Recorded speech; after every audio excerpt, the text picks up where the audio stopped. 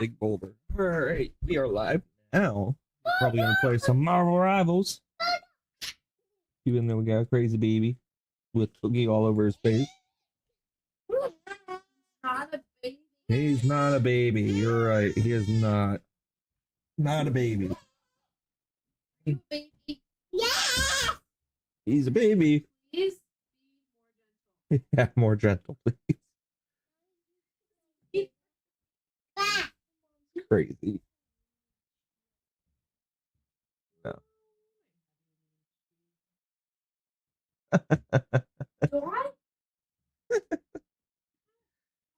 No.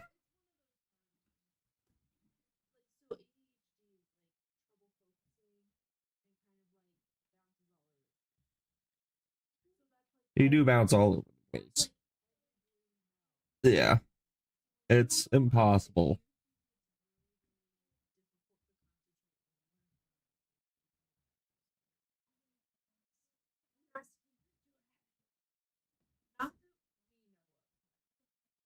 You call me 12. Because you call me 12. You call me 12.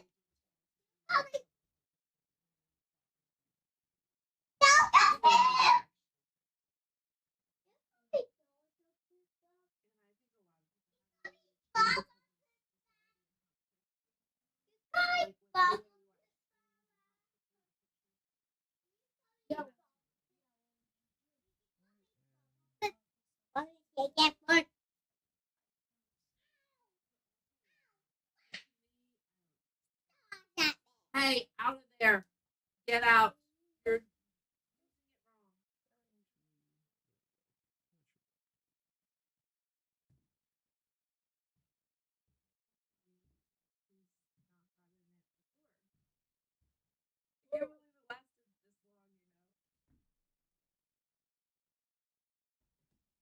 don't break our baby swing. Master no longer streaming to Twitch because of their junk. YouTube. What I'm streaming to should not be yes.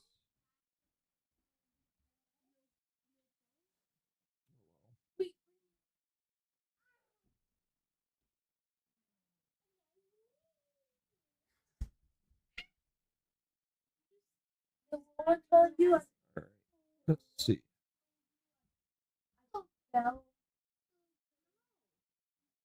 See if I got anything from TikTok where I'm allowed to. Pretty many messages. Messages on TikTok. No messages on TikTok. You could shop on TikTok. That's weird.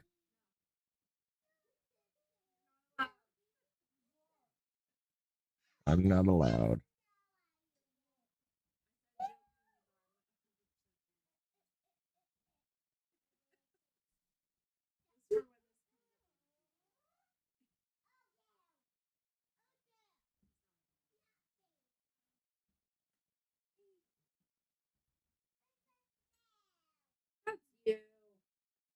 What's that mean? Diva. Yeah, she is. What is it? All right. Yeah,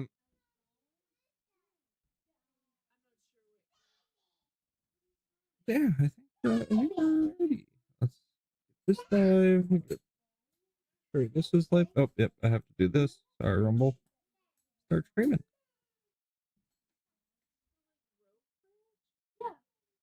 Yeah.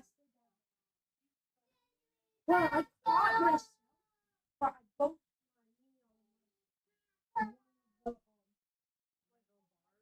yeah, but so like and I got Good destination. At X. Cool. Yeah. Stream to Facebook too, but I don't want to do it yet. All right, we are actually live now, not just on YouTube.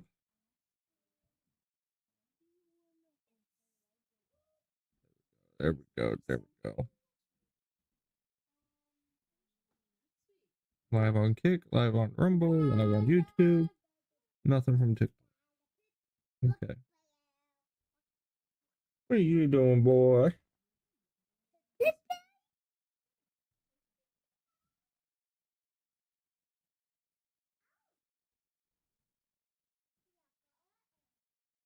No. No.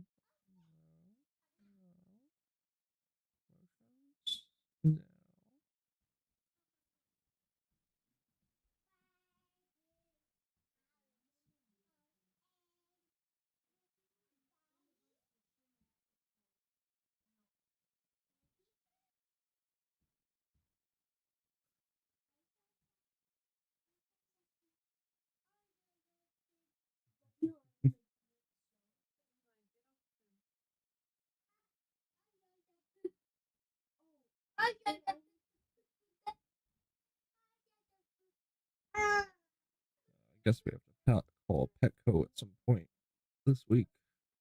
They have yet to approve Diva's medicine. Probably want more money. Her eyes are just like all crusty and horrible looking. It's sad. Can't stand it. Anyway, I want to finish this Flats video of the Spider-Man review. Eesh. A little rough. Uh,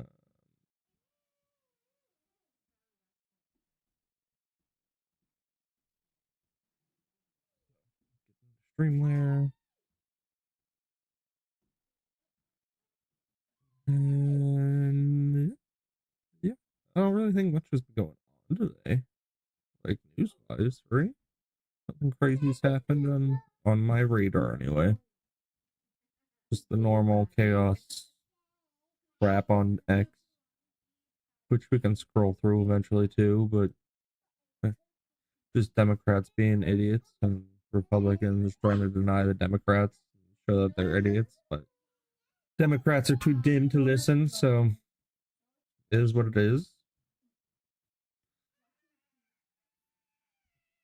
I smoke pot roast. It smells good. Yeah, starting to.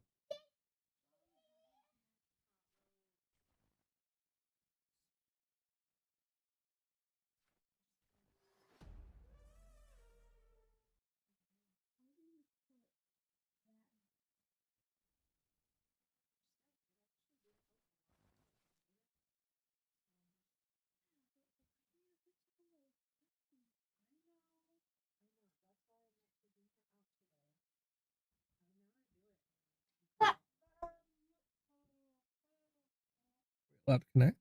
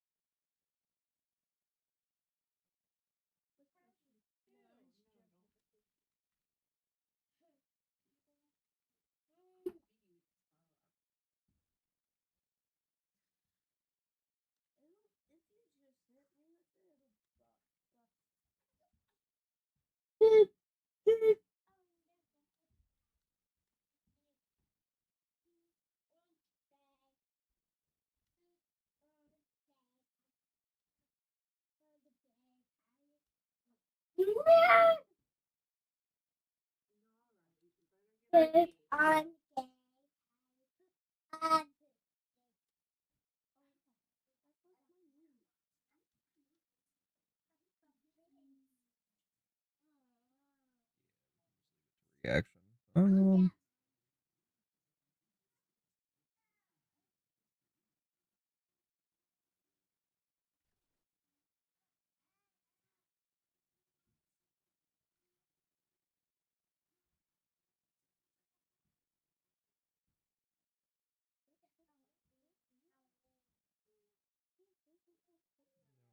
can't live stream to them yet. Okay. No, I knew Finish Luna this was last going video. off the map right here. In this moment, I already said, yeah, he's gone. He's off the map. You get to experience how I view the game for a second.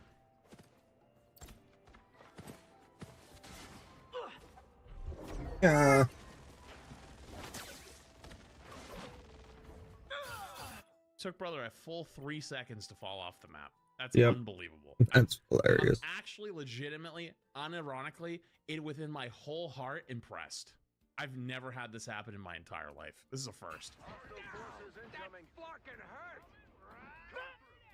And I don't have to tell you, you can wall climb, you can swing, you can do a bajillion things to get out of that. Never seen a Spider-Man fall off the map. This is his best gameplay flats. Go easy on him. And the worst part is you're not joking. They literally said this is their best game ever. And When you were spectating bronze, I thought we were looking at Necross gameplay, my bad. Okay, you're gonna. Yeah, I think we're gonna play some rivals today. So much That's trouble. fun. Relax. I always had a lot of fun with it when I did play. What? No, you got nasty hands. Oh god. Don't put your nasty hands on your head. Is he going for the pull-off? Give a hug. Look, fine. Put up the gym. Not again. Please don't fall off again. This is the bronze. Punch 3, him off huh? the map. This is the bronze 3 experience. This is it right here. I mean, yeah. It's that's the rank I'm in right now. I gotta get out. Time to start ranking up. Oh, geez.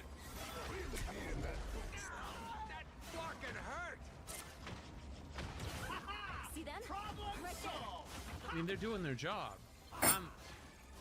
Barely. This is going to be a solid 30 seconds before anyone notices.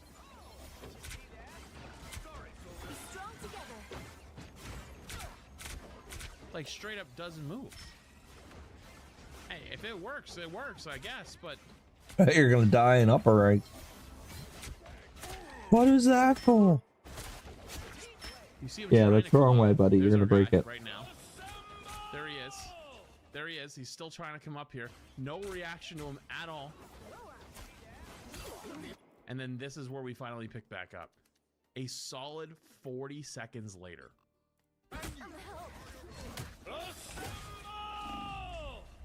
You have your ult. That was actually the perfect time to go for it. Mm-hmm.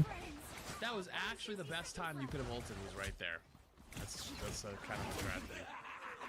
This is real firepower. He sees him. He wants him. Oh no, not Cap. Oh. Spiders don't mess with the amazing Spider-Man.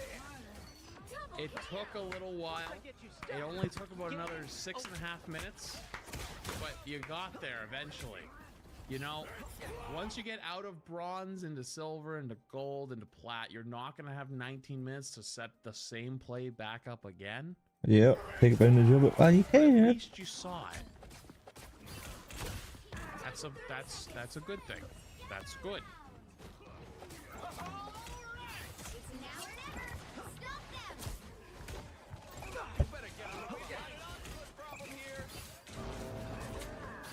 Don't jump into the whale. He jumped into it. Be nice.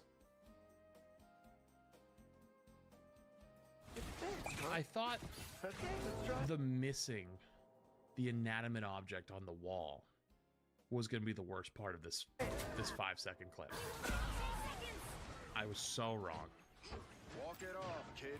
Don't mind me. I'm just dying. This would work. We're headed straight for the Shrine of the Weaver. Keep fighting until we have a winner. Okay, so I'm going to give you an actual tip now, because I feel like I owe you at least a couple. Please try to go kill their supports more. Now that they're on Luna, you should be able to go dive them a little more. They're also on Namor, so you're going to get fucked up a little bit more. That's okay. You know, they do have to hit you with the right click, and nobody here can hit the broadside of a fucking barn. So after this Luna ult ends, I'd like to see you go after the Luna. Am I actually going to end up seeing that? Unlikely. Please. I don't know why, but you always do the Spidey tech thing. You're always kind of like webs it. Always try to do it. It's like, you don't have to do it every time. and died of the squid. That's unfortunate. But today Yep. I'll make an exception. Okay. Okay. You see what I mean about the mechanical skill of a wrench? Like a literal wrench. Like I could put a You ever seen one of these before, chat? Called an Allen wrench? No. You ever seen one of these before? I could do this. Months ago, this guy improved. Play. And it would hit just as many shots as you do. I can't help you if you literally can't hit anyone at all. Period. You gotta hit something. I gotta have something to work with. We're headed straight for the Shrine of the Weaver. I need assistance. We ain't even halfway through the game, bro. Oh, dude, I'm gonna get canceled by the end of this. I'm gonna not be able to hold back. This poor guy. Nice. He was full health. Why was he standing on a health Right, pack? I just witnessed. Our enemy. I'm not a bench pick person. This fight is still going, by the way. I can't believe it is. You can hit the web zip tech more frequently than I can. I just want you to know that. You have practiced that web zip tech so much that you actually can do it consistently. I can't. When I played Spider-Man, like the couple minutes I've played him, I think I played him one day for like 3 or 4 games in a row, and that's about it. I could not do it, replicate it mid-game, other than like once or twice. That's a you issue though? No, it's not. You know why it's not a you issue? It means that they've sat in the practice range and practiced that over and over to the point where they actually know how to do it. And they've put in time and repetition. But they haven't put in time in hitting a fucking shot!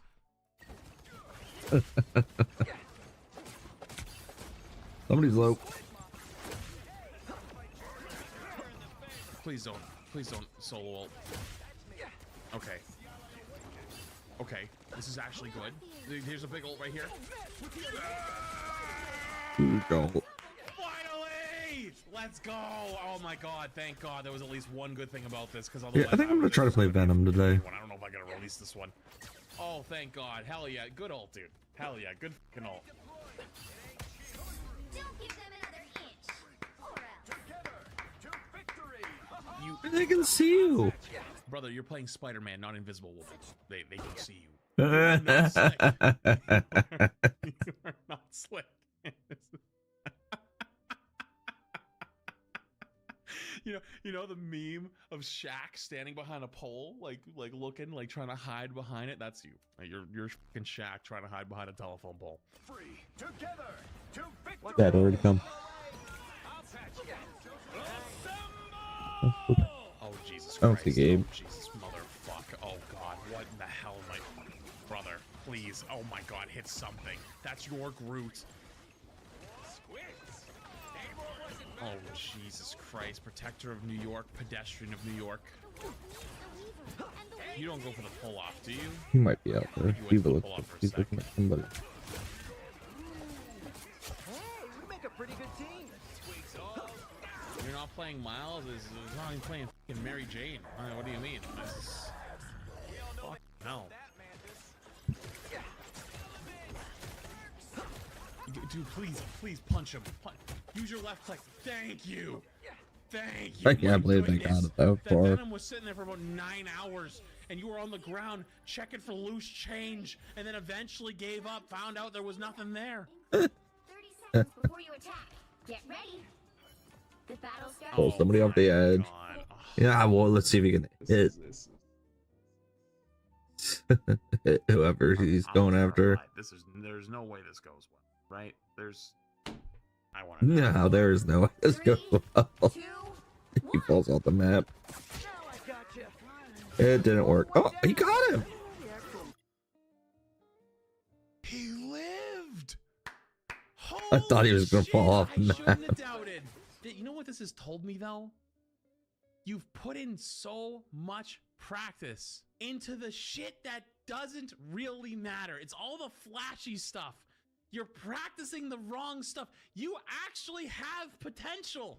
You genuinely have potential, but you've been fucking practicing the shit that you think is super cool instead of the stuff you need to practice.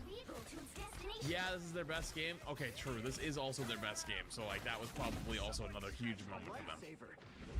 Swing. I don't know how Oh, you managed to you miss used all your swings. 3 of your web zips out of the fight, but that was kind of impressive. Okay, they still have a Namor, by the way, so remember, you're going to be getting rolled by the squiddies. Not much. Plus is discovering what it's like to be a fighting game streamer? Wait, what do you mean? How so? Are they gonna get Spidey div? You and I both know that you have no idea what's happening right now. Hit 2 right clicks, hit 2 of the webs on people, did not go for the combo, just randomly punched and hope you hit somebody. Hey, You're full full up. HP, where you going? Every time he swings out, he has I want to see damage. you get on their backline more. You're almost never on their backline at all. That's the one thing Spidey's supposed to be doing. Oh, oh. Wait, you had your E, right? You hit him with the thing. Boom, you hit him. Why don't you just pull them into you? Pull the E. Oh, it's on cooldown. Okay, I didn't see it was on cooldown. Oh, okay. It came right off cooldown. Okay, never mind. I do think if it was on full cooldown there, I wasn't paying attention. This is real. It was probably like Now I've got something to prove. eyes lit up. Oh, I hit the Luna with the right click. GG. Oh? The vehicle reached a checkpoint. Keep up. Why do you have that practice? You have rollouts? You have rollouts. You have the pull off the map tech. And you have the web zip tech. I still think that a wrench is too advanced. This might be a blade of GR But you level. couldn't hit the broadside of a fucking building. You couldn't hit the broadside of a continent. You would drop a fucking... I could give you this bottle and tell you to hit the floor and you'd miss. And you can hit that rollout?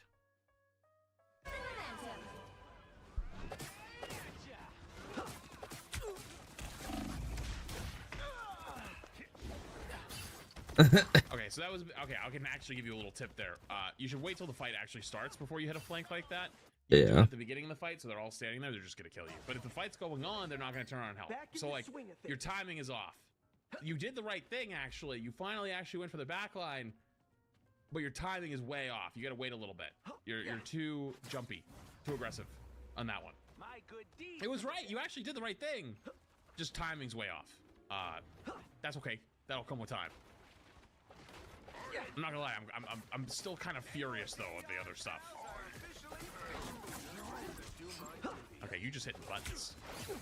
Don't mess with the amazing Spider-Man. This is kind of the biggest waste of an ult. What's the point of ulting here? There's no point in ulting here. Even if you killed all 4 of them, it would have looked nothing but a cool kill cam. You know what? For a cool on the kill feed. Why? Their spawn is right fucking there. What's the point of ulting in their spawn? Like what? You put them back for 10 seconds? There's no point. He's dead. You save your ult. And then you die for it too. You do not have to hit the Q button as soon as it comes online.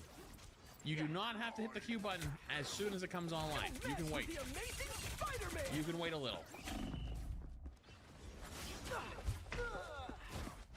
Hey, he waited 15 seconds. Give him props. Hey, he only waited 15 seconds because he had to come back from spawn. All right? I'm not giving shit.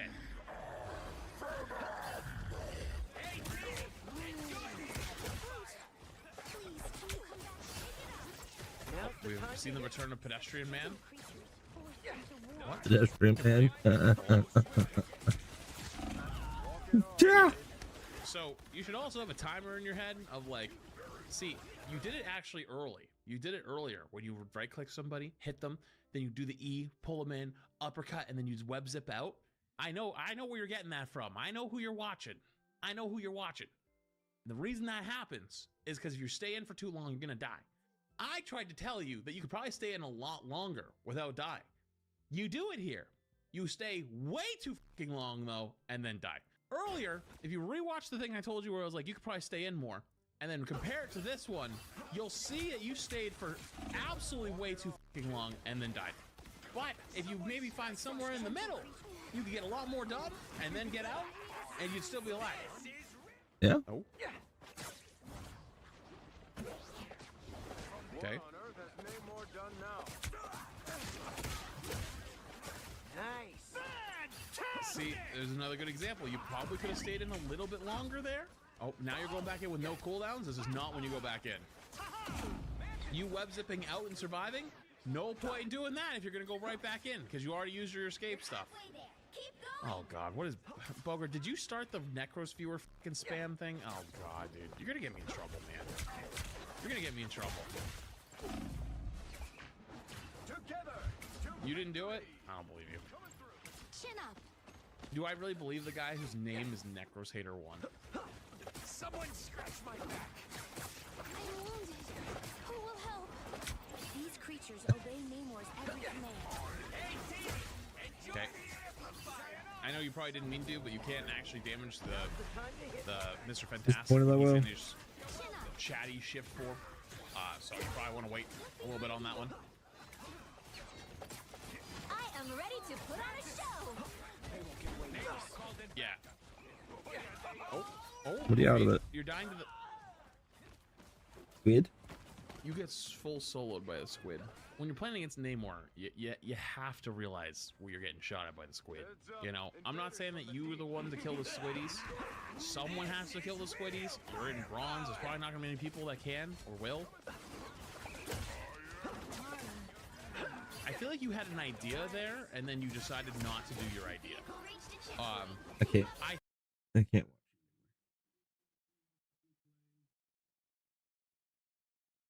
Huh?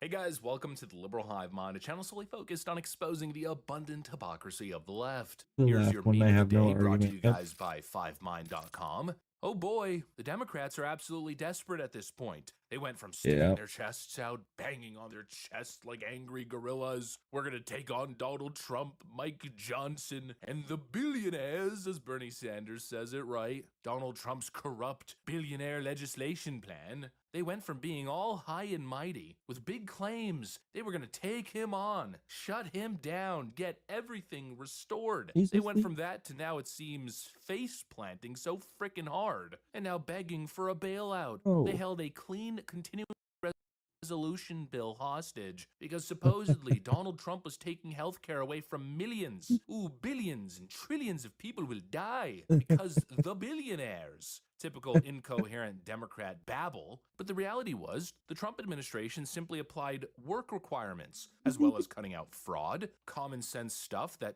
both parties He's gonna used to stay up support. late. But Democrats, of course, went full scorched got earth for comfy. illegal immigrant health care, and they said they wanted it all back. The whole $1.5 trillion in spending cuts, they wanted it all back. They wanted to revert back to a Biden-era spending levels. The same I thing looked that over Hakeem at him. He Jeffries was the other looking day sleepy, claimed but was a watching the Republican show, talking and point. But now now, he's as out. it seems they've lost the narrative battle, and they are precipitously dropping in the polls. Well, now it seems like they're begging for literal crumbs, with a top Democrat here now claiming that they'd be willing to actually just take $20 billion He'd probably turn as off being a opposed to tiger then. $1.5 trillion. Holy freaking moly. This shows how desperate they are to just get anything at this point and save face. They caused all this damage. A massive government shutdown held the country hostage for now a $20 billion ask. A mere drop in the bucket in terms of government spending. Absolutely disgraceful stuff. Let me show you guys exactly what's going on. We got some stuff to get into, so let's roll the tape.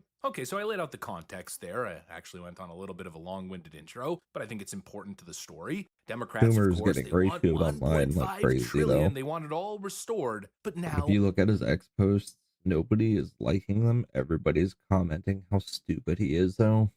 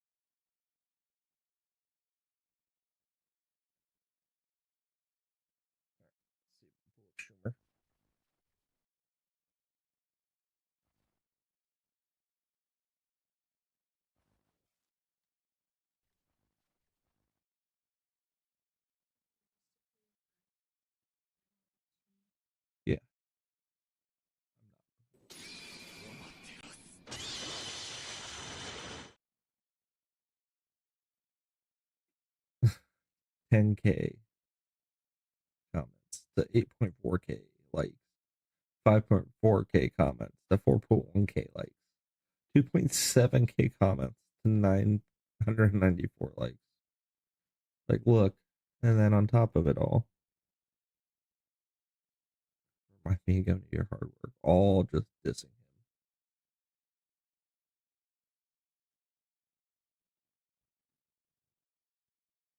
And some hilarious post too. You can put her in this crib. Like, he should understand the populace is against him, especially just by how X 146K views. Nobody likes it, but like 2,800 people are commenting on it. How stupid he is. Even on these stupid posts that he reposts. Ratioed, like huge ratio here. And community notes. Ratioed again. Like, Schumer's just done. All these Dems are just like getting ratioed on about the shutdown. It's actually kind of hilarious to watch.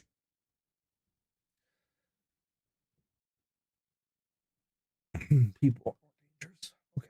Well, look at the compromise. Let me pull it up here. We got a piece from the New York Post that says Senator Chris Murphy suggests Democrats could end shutdown if GOP agrees to a $20 billion deal, far less than the prior $1.7 trillion ask. Yeah, you think? Holy frickin' moly. And it's no wonder that we're here. It's not like they had any leverage to begin with, being the minority party, and they couldn't even get full unanimous support from Democrats on this shutdown. We've had 3 dissenting Democrats on all the votes since day one. And it just goes to show how much of a farce this was. The way they drew that line in the sand, right? We want 1.5 trillion. It's life or death to go from that to now a measly 20 billion. It's unreal. It's basically a confession that what they were fighting for in the first place was never existential, and they were in a losing position. And now they're clearly rummaging around looking for anything. Yeah. I mean, literally anything. This is what I was saying the other day, right? When we were hearing about the backroom deal, supposedly, with Mike Johnson, right? And they're trying to get scraps. 4 leaders won't go in a back room, smoke-filled room, and make a deal. That's not how this works. I don't operate that way. When I became Speaker, I vowed to my colleagues that we would return to regular order. I would decentralize the Speaker's office, and it would not be a top-down, hoisted upon the membership kind of program anymore. This is a member-driven, consensus-driven operation. That's how the founders intended it to work. They did not want 4 people to go in a back room and make a deal. Chuck Schumer hunting for a backroom deal behind the scenes, trying to save his own frickin' hide. Well, obviously, what they were looking for was to stop the little stunt here, and now trying to scavenge any dollar amount, because what they're looking for is the headline. They're looking for the news chyron that says, Democrats get $20 billion after shutdown negotiations. A lot of dumb people, right, who don't have the ability to understand perspective will see $20 billion and say, wow, that's so much money. Good job, Democrats. Not understanding that, what is that? Let's do basic math. Less than 5% of 1.5 trillion? What is that, like 1.5%? It's basically a 99% retreat. But they'll plaster that number everywhere and say, see, it was worth it. We fought for you guys. Oh, we went fighting. And of course, some Democrats are engaging in just the most insane copium you could imagine on social media. Actually, like they're saying it's not $20 billion, it's $20 billion a year. And I saw someone say that that's $2 trillion over 10 years. First of all, what? $20 billion a year for 10 years is not $2 trillion. It's $200 billion. But they're trying to spin it into actually Democrats are going to get even more than they initially wanted in the 1.5 trillion. It's unbelievable. What is wrong with you people? But clearly, at the end of the day, again, it's just about the headline. Democrats at this point, I think, would take $3. They would take an ice cream sandwich for Joe Biden if it means they could write a headline. It was all worth it because billions of dollars in damages, hurt our own voters, and the most vulnerable in society. But don't worry, Joe Biden got an ice cream sandwich. We win. That's basically what this feels like. At least we got something, right? It's pathetic, and it's the lowest levels of politics. It's scum politics. And clearly it highlights once again that Democrats don't care about the suffering that they cause. They don't care about the damage that they inflict. No, it's just about the headlines. It's politics, using shutdowns and filibusters as blackmail tools. And just how awful this was, I mean, to hurt the very people that they pretend to champion, right? People on SNAP benefits, entry-level federal they don't workers, champion any people of at the us. bottom of the economic scale. Democrats are always going on and on about those voters. Oh, we care so much about them. No, you're using them as No, political you pawns use them. in two ways. You get them to vote for you by giving them free crap, and then you pull their free crap in an effort to make them freak out and blame the Republicans. Democrats abuse low information, Which you're low seeing a IQ little bit voters more that of, they can but manipulate to advance their agenda. it's, And that's people aren't exactly what this stupid, was. as stupid as But they clearly think their little sometimes. despicable play Sometimes here they're pretty failed, stupid, backfired but spectacularly. You know, maybe not with everyone, but they certainly didn't convince a majority. At least you could see it in the no. polls. And right now, my thought is the GOP shouldn't give an inch. Give them Nope. nothing. There should be no rewards for hostage politics. Not even a consolation Should be prize. ousting. Democrats shouldn't be able to walk away with $20 billion. They shouldn't be able to walk away with $2. After everything they did, the only thing that should happen is they should reopen government, get back to negotiations the proper way, and then hopefully walk straight into the most disastrous 2026 midterm loss of all time. This is a political party, a movement that just needs a moment of reckoning.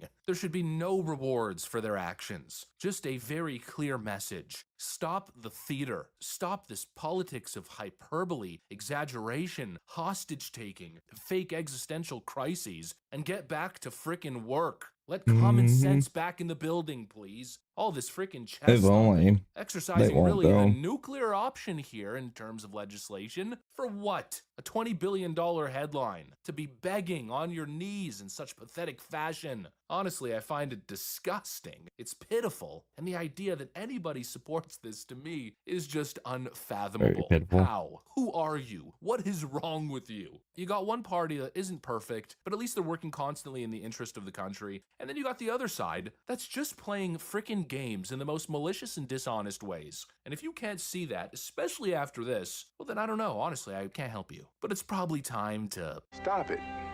Get some help. Anyways, that's what I got for you guys. Thanks for watching, and I'll see you on the next one.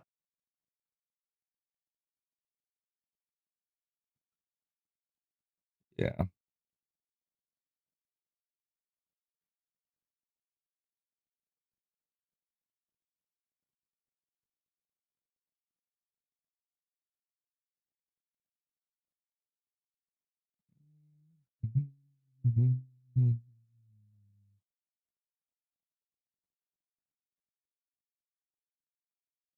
What?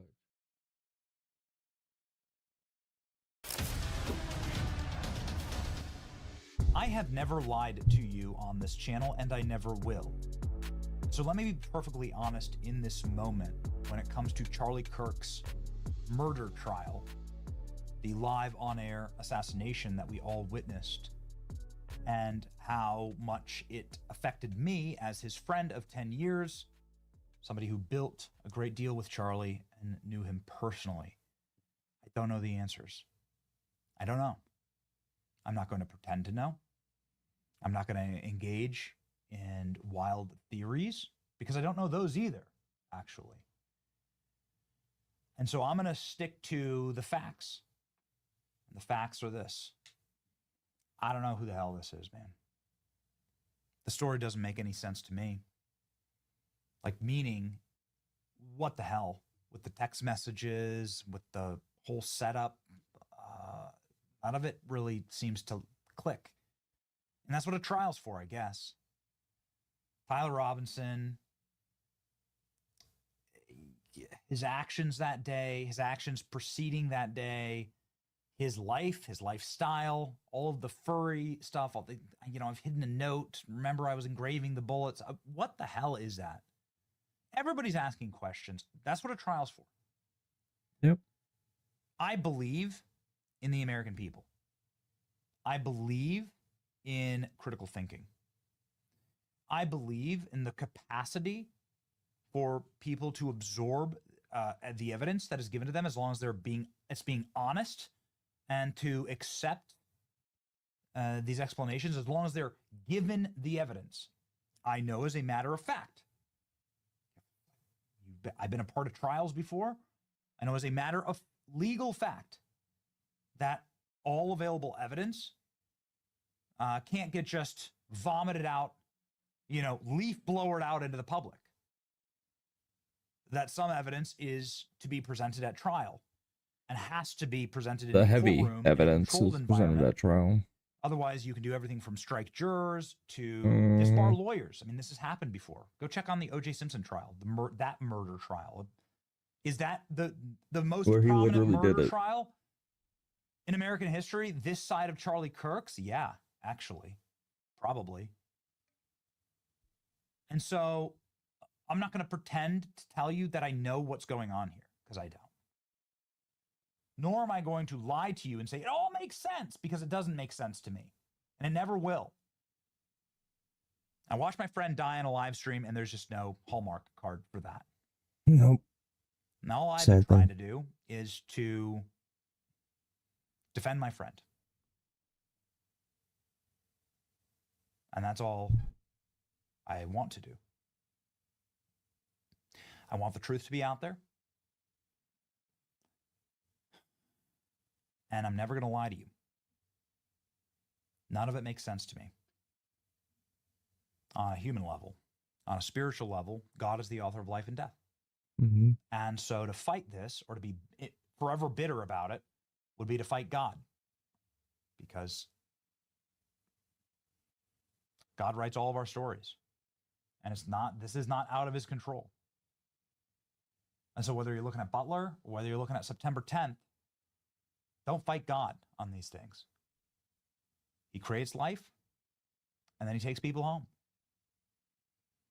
And so it's left to us to dictate justice on this mortal plane. God will take care of the spiritual plane. And so here's what's happening in the justice with Charlie Kirk's trial.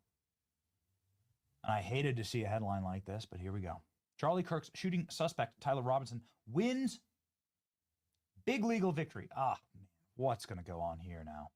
What fresh hell is this? As he's allowed to avoid showing his face in hearings. Not good. Not good. Let's go. Charlie Kirk's alleged assassin, Tyler Robinson, would be allowed to dress in civilian clothing for his trial, judge has ruled. The 22-year-old accused of fatally shooting conservative activists in Utah Valley September 10th was granted a massive legal victory. He did not appear on camera when asked by District Court Judge Tony F. Grant Jr. if he could hear. Robinson said, "Yes, I can." Robinson was also allowed to not show his face in the Provo courthouse as a planned in-person hearing on Thursday, but the hearing has since been canceled. District Judge Tony F. Grant Jr., this is going to be a big problem here, this district judge has allowed Robinson to wear civilian attire because the presumption of innocence remains. Although he will be allowed to avoid jail clothing, Robinson will have to wear handcuffs and shackles in the courtroom. The court recognizes that Mr. Robinson has no criminal history and no record of misconduct while in custody. However, the charges he faces are extraordinary, serious, carrying potential penalties for imprisonment and or death. They still have the firing squad in Utah, as we have said. Mm-hmm. Cameras have also been banned from showing him entering, exiting, or standing in the courthouse. His restraints are not allowed to be photographed or recorded. So they are right now just lavishing Tyler Robinson with every conceivable victory from a legal perspective in the court of public opinion. These decisions follow a suit with the two of the most recent prolific murder trials involving murderer Brian Kohlberg and Luigi Mangione. The defenses argue that the jury could be swayed by the sight of Robinson in jail clothes and shackles. Yeah, I guess. To make the case, as noted, a highly publicized death case in Ohio. During his court proceedings, he's allowed to wear a suit and appear without his handcuffs in pretrial hearings. Meanwhile, Mangione is accused of shooting United States United Healthcare CEO Brian Thompson, granted the chance to wear civilian clothes depending on what courthouse he's in. Okay, so they're saying these two, you obviously, I think, are aware of who these two individuals are. Mm-hmm. So they're saying that it mirrors that. It is somewhat similar to that. Given the pervasive media coverage in the case, is repeated a ubiquitous display of Mr. Robinson in jail garb, shackles, and suicide vest will undoubtedly be viewed by the prospective jurors, inevitably lead to prospective jurors perception that he's guilty and deserving of death. Yeah. Well, okay, that's why he's on trial. Okay, Mm. he's also in a courtroom being tried for murder. So how are you going to get around that? Robinson's lawyers claim that the client's behavior has been polite, deferential to jail staff, and without any disciplinary issue. The 22-year-old has been placed on suicide watch in jail. Movements are monitors at all times. I've seen this one before. Oh. Mm-hmm. We'll be surprised if he makes it to trial. I'll be honest with you. He's not allowed to wear regular prison garb. Instead, he must wear a special anti-suicide smock at all times. These are made of especially thick and quilted material that cannot tear or use to hang or suffocate themselves. Wow. This Tyler Robinson? Because the fabric is too stiff, the suit cannot be rolled or tied into a noose. Watch cells usually also have cushioned walls and floors, so inmates can't injure themselves by banging their heads against them. Authorities arrested Robinson, showing up at his parents' house. Prosecutors have since revealed incriminating text messages and DNA evidence they say connect Robinson to the killing. Release all the evidence, man. A note that Robinson left for his romantic, furry, gay partner before the shooting, so they had the opportunity to kill one of the nation's leading conservative voices, and I'm going to take it. I've had enough of his hatred. Not good. So the court, of course, you've seen him here in this. This would be the anti-suicide smock, I'd assume, right? That they're talking about. So this was televised. The judge rules Robinson must be restrained while in court. Justice must be swift. Get him in the chair. Denied his request to appear without restraints. Why do we give them any request? Why do we allow this? Why do we allow any of this? Being charged for murder. Prove you're not the murderer. Or firing squad, right? That's what they say. Killer Charlie Kirk will be allowed to wear civilian clothes and appear. He is fighting to appear without shackles or restraints. I mean, I get the perspective. I don't like this. I hate this rule that you're not allowed to film him. You're not allowed to see on trial. The world should see this trial unfold, no exceptions. That's exactly right. Unbelievable. The public deserves transparency. Bans cameras from showing Tyler Robinson ever. Goodness. We want to see this trial. It's extremely frustrating. Now you'll only be able to hear it. It's extremely frustrating.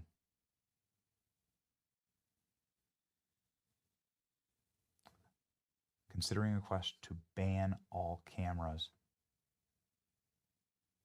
The judge is asked to ban all courtroom cameras amid a content tornado.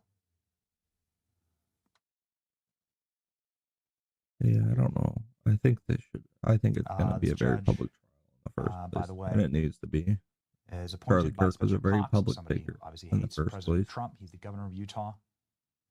Issued a gag order restricting attorneys, law enforcement, and 3,000 attendees. I understand attorneys, but the 3,000 attendees, the order bans extrajudicial statements that have subsequent likelihood of material prejudicing the trial. It includes public comments. For the 3,000 event witness attendees, this means they cannot discuss the case-specific details of what they saw or heard at the Charlie Kirk assassination. What? This is the largest gag order in the history? Yeah, that is a crazy gag order. Something seems wildly off. Yeah, it's weird. Seems off.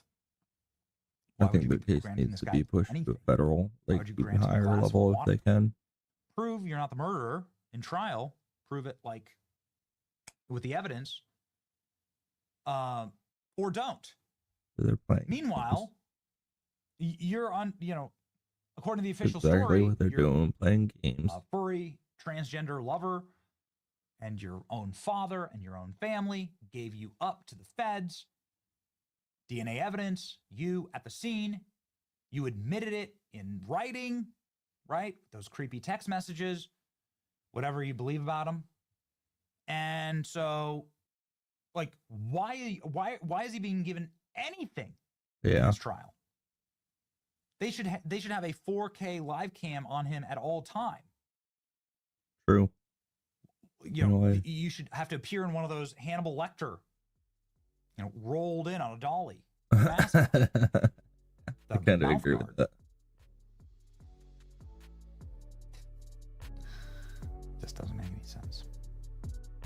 But I'll keep following it.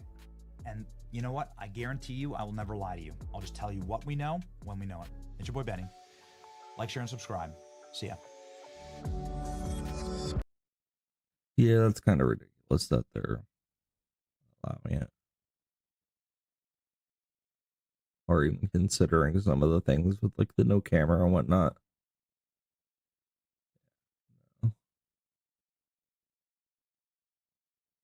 No, I think it needs to be publicized. Miami puts National Guard on table after San Francisco trucks entered. Puts National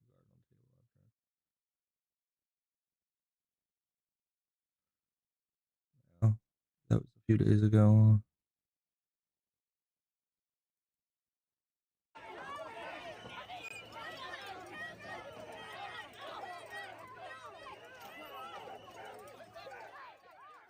How much of this can they take? Imagine living near a protesting gone violent like this. Voters, working Americans, families, anyone dealing with the overflow and residual effects of attacks on federal agents, like endangering the lives of even the nonviolent protesters caught up in the riots and local law enforcement. This is untenable. It's dangerous.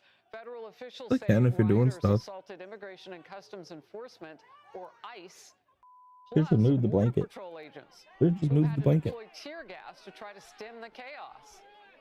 Meanwhile, a federal judge has ordered Border Patrol Commander Greg Bovino to testify tomorrow about his use of tear gas in a separate incident last weekend in a Chicago neighborhood. Homeland Security officials say he followed proper protocol and that those agents were under attack by rioters. Now remember, when Bovino joined us on the Faulkner Focus a couple of weeks ago, we knew that he'd been doxxed and there were hits out on him. The anti-violence is growing. Anti-ICE violence.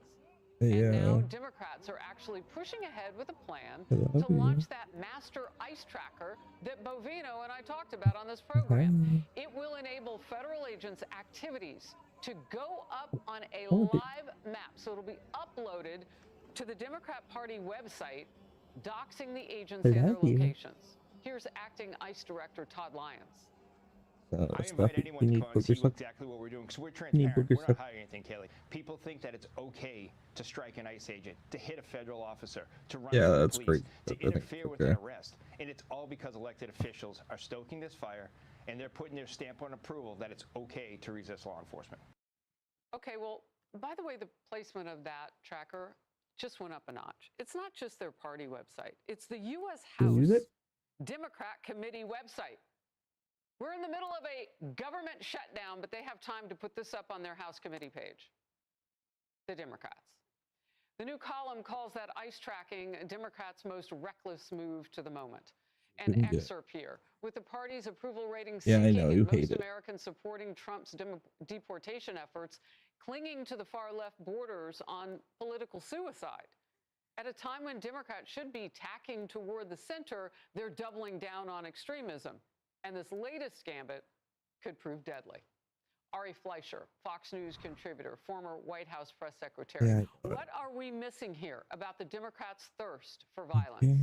It feels real. Well, let me put I want to put a little historical context into this. Prior to the Civil War, Southern states, led by then Vice President John Calhoun, advocated something called nullification.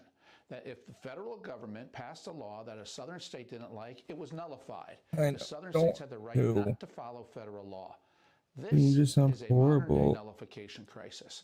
In Chicago, they're saying federal law does not matter. Federal agents do not matter. We locals can do whatever we want, including violence. This is devastating for rule of law in the United States. It's also devastating for the Democrats politically. There is no support for this outside the extremes of the Democratic Party that just want people to come to America illegally, and once they're here, I do need Steam. The Democrats are indeed committing political suicide. Yeah, I think you need Steam. And I love having these historical contexts. You sound stuffy.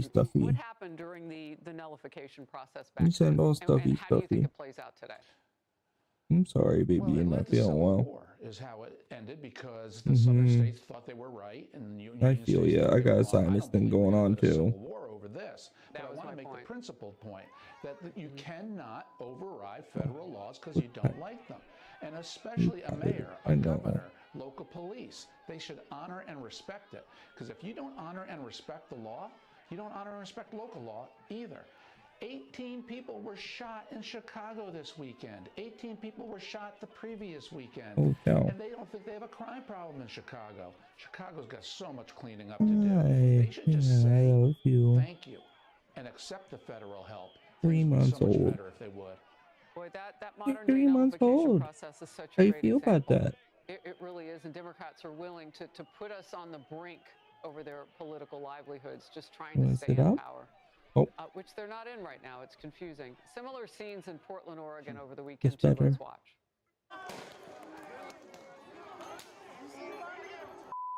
Oh, bubbles. Everybody loves bubbles. Everybody loves bubbles. The chaos, the violence now a nearly nightly occurrence as the president bubbles. battles with a back and forth in court. Appeals court on Friday paused a decision earlier in the week that would allow President Trump to deploy 200 National Guard troops right where you see that. I mean, that looks like war. I mean, this is untenable. It's so bad for the country, and it doesn't seem to stop. Yeah. This takes me right back to Democratic presidential debates in 2020, 2020, when the Democrats raised their hands when they were asked, would you decriminalize people coming across the border illegally? And every single Democrat presidential candidate said yes. The Democrats fundamentally believe that it's okay to come here illegally. That is the key issue that animates so much of the Democrat Party today. And it's reckless.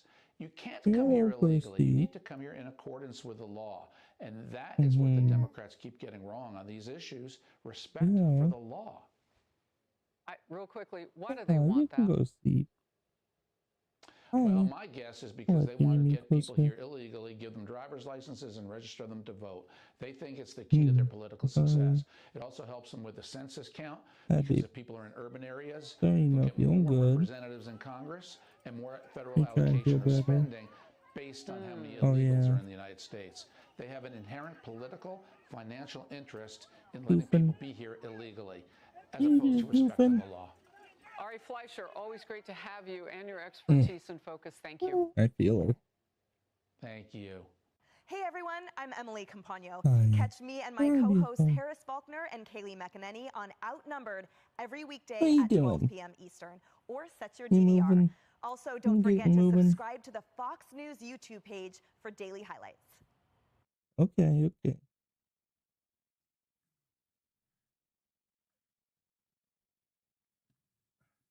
Distracted from all that. Good morning, everyone. We're now on Find day the Democrats 27 of shutdown. the Democrat shutdown.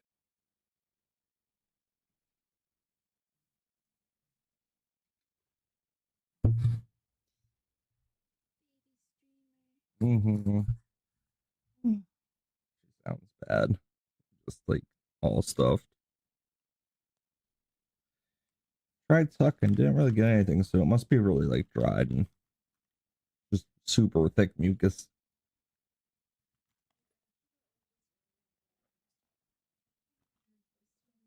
Yeah.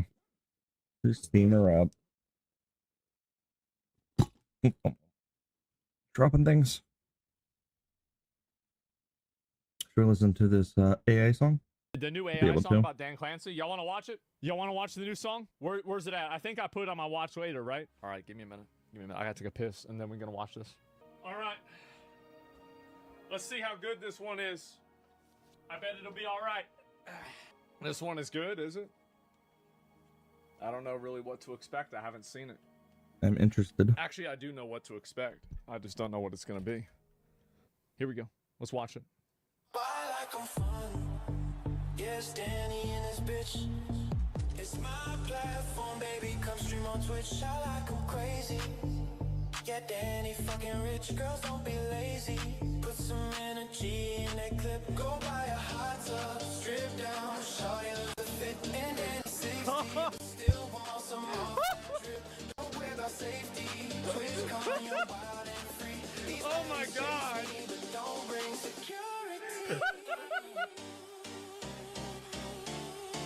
Bro! It's another banger! Oh my god! The funniest That thing is Gucci that, cowboy hat. the shit is funny. It is funny. And I bet he knows it's funny. 95 on kick. The Gucci Kami hat. Oh god. Man. They really got a lot of them, huh?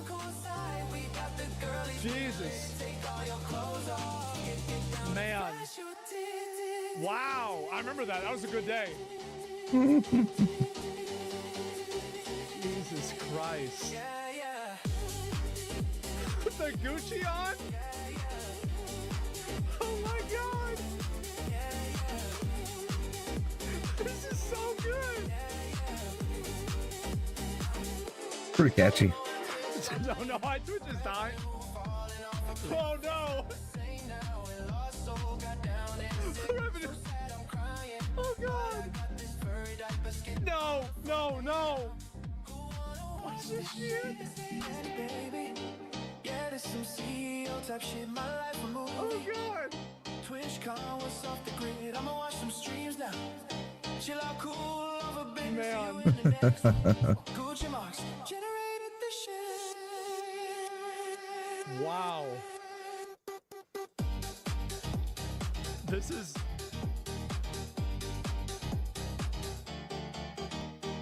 The thing is that he would never go and admit this shit. But I know privately, Dan probably thinks this shit is fucking hilarious. Mm-hmm. That is pretty funny. I guarantee you, he's seen this shit and he thought it was funny. But the thing, like, I mean, he can never say it. He can never say he thinks it's funny. But man, was it fucking funny. God damn. And yeah, that's it. And let's watch the shock again. Nah. Ringtone for sure. I guess so. Twitch revenue falling off a cliff. Oh my god, bro. Like, I don't know why Twitch died.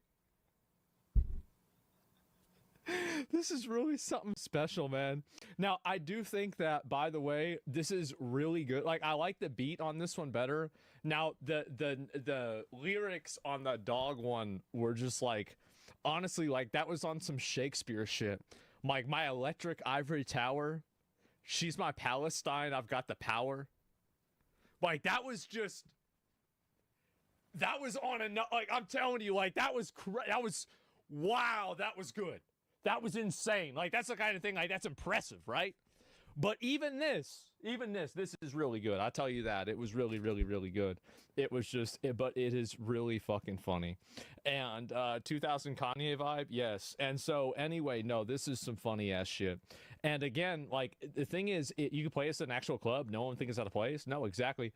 And the thing is, this is, like, whenever I am 61 years old, I could only dream. Bro. Like, man, can you imagine this? Like, you 61, bro. Like, you still in it, still doing it, still on it. Yeah, true. Like, you got to admit, that's impressive, right? That's actually impressive. Oh, what did Hassan do?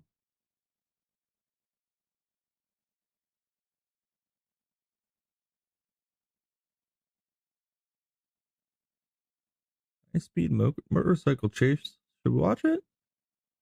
Yeah, let's give it a shot. Speeds upwards of 140 miles an hour right now at this point. So obviously a breaking news event Dude's flying. place in Southern California. We're not exactly sure if this is a chase at this point, but no police in pursuit as of yet.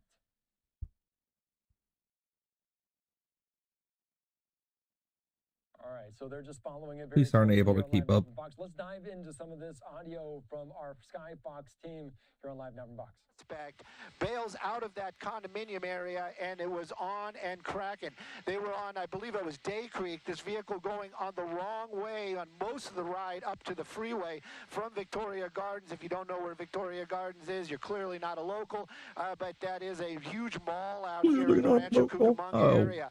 Now you can see, I brought up the speeds almost immediately because I could not believe what I was seeing. This vehicle actually getting into the 160s for a while there. I don't know, wow. Somebody trying to interrupt me? That's pretty fast. Are we going live? Okay. Anyways, I wish the IFB was a little better. We're working our way back to where we are, so the IFB should be getting better.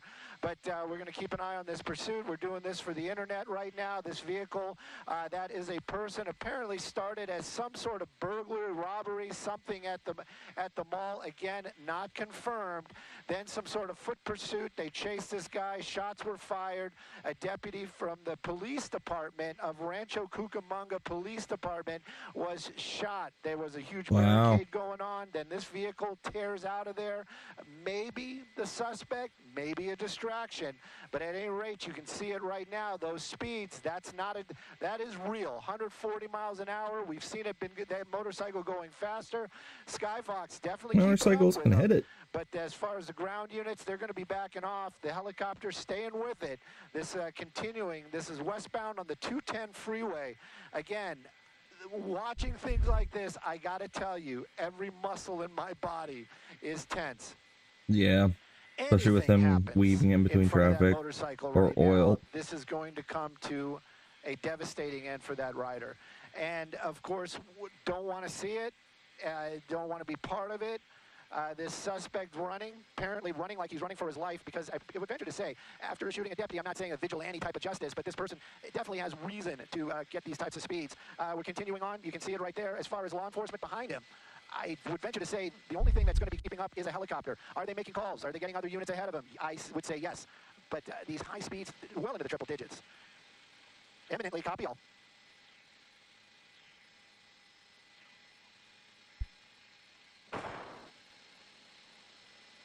There's no police behind him. I bet. Yep, there's one on CHP. I don't want to lose him, but I also don't want to, I don't want to show too much of the CHP just because I don't want to lose the bike. Yes, of course, Lisa, I can always hear. All right, just listening in there to this, Stu Mandel doing a great job, courtesy of our Sky Fox 11 crew, upwards of 140 miles an hour right now in Southern California, saying this one potentially tied to almost 150. Shots fired there between law enforcement and individuals, so we're not exactly sure what's going on here, but obviously this individual moving at a high rate of speed. Viewer discretion is advised because one wrong move could be very detrimental. You see him potentially exiting right here. I'm not exactly sure what road that might be in Southern California, but going through a red light, cars, incoming traffic, a dangerous situation as he's turning now, going the exact opposite direction. So off again, on again in terms of this, the highway there, upwards already just getting on the on-ramp, over triple digits already, and a dangerous scene. This is 4 or 5 lane traffic there as he's kind of weaving in and out of traffic over this HOV lane right now. And we're moving so fast right now that it's even hard to see some of the signs to give us a sense of exactly where this might be in Southern California. You can see they're pointing right now. You can also see them just put up kind of this locator thing in Piedmont, in the Mesa, the 210, in that carpool lane. So I believe Stu might be talking more. Let's just listen in. Chasing this motorcycle. Who is this motorcycle? Well, it's working. Again, I would venture to say it is correct. Is it correct? We're still working on all the information. Skyfox, we were in the Rancho Cucamonga area, right by Victoria Gardens, where there was a deputy-involved shooting, where a deputy was the one that was the victim. And that's all a motorcycle was. A huge presence out there. Law enforcement. They got the condominium surrounded. While we were there, this vehicle came out of that condominium complex, and the pursuit was on. Now, is this that shooting suspect? Is this a distraction? I can't fill in those blanks. I'm going to let the viewers kind of put those pieces together on their own. What I can tell you, though, is fact is that motorcycle, almost immediately getting out of that condominium complex, was running against traffic up Day Creek Road, up to the 210 freeway, got onto the 210 freeway. At one point, this motorcycle was over 150 miles an hour on the 210. Now, law enforcement, they're definitely not letting this person walk. I can guarantee you that. The San Bernardino Sheriff's Department, they had a helicopter in the air. That one was following along with Skyfox. And on the ground, a number of units were chasing this vehicle as well. Even some of those California Highway Patrol cars were keeping up with this vehicle was following along with Skyfox, and on the ground, a number of units were chasing this vehicle as well. Even some of those California Highway Patrol cars were keeping up with this vehicle on the freeway. Take a look at that. Those maneuvers, Sandy, I do not want to see anybody lose their life on television, but this is one of those ones where I have to show it. We got to stay tight. We got to do our job. But I am not joking when I tell you my blood is running cold, especially when that motorcycle starts wobbling, gets so close to a lot of these cars. Anything unpredictable happens in front of that motorcycle. That police officer was really wobbly there for a second. They're basically just getting up close, making their presence known. Hopefully this driver makes the right decisions. As it stands right now, look at those numbers. We're just coming out of the triple digits, and it does seem like he's slowing down. Hopefully, there it is. Hopefully it's going to. Here we go. But you have to remember, that suspect is wanted for a deputy-involved shooting where a deputy was shot. So yes, law enforcement, they are going to try to bring this to an end. They might use some Wow, did we practical ways to bring it to an end? Yeah. But take a look at that, Sandy. Did we just see this motorist on the motorcycle trying to kind of sway into the CHP motor officer as well? Yep.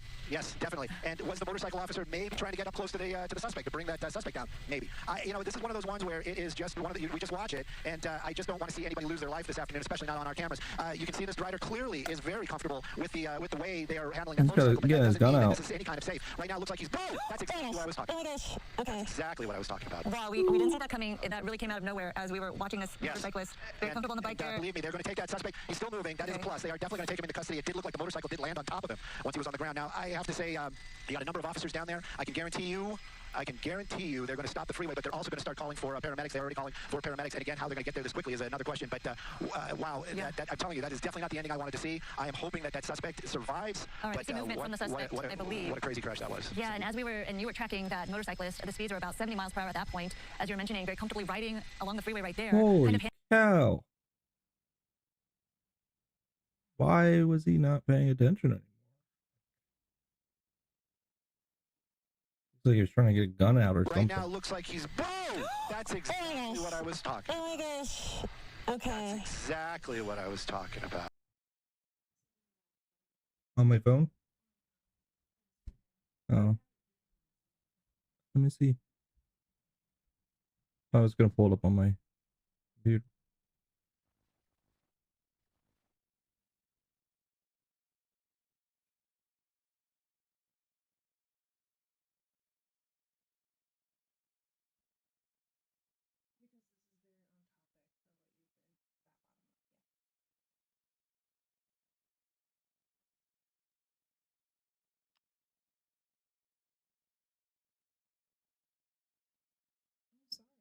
Now allowing the Islamic call to prayer to be broadcast from speakers year-round 5 times.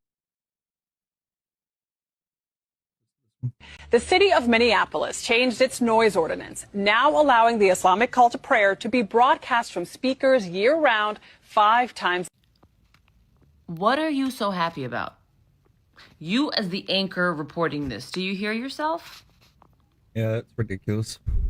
That's a takeover. Let me show you what I see. The city of Minneapolis has been conquered. We are witnessing a full-scale invasion here in the United States. Back to you, Tom. Nothing against this nice anchor woman, but the point I'm trying to make here is that this is the real programming. It's called TV for a reason, television programming. You see how nonchalant this is? You see how they're just like reporting it like they're reporting the weather? It's not an accident.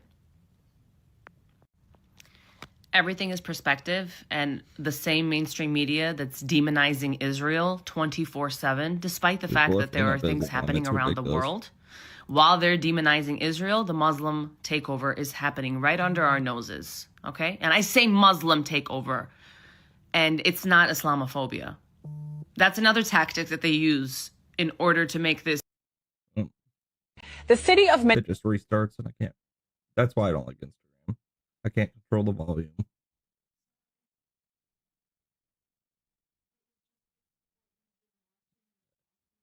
Yeah.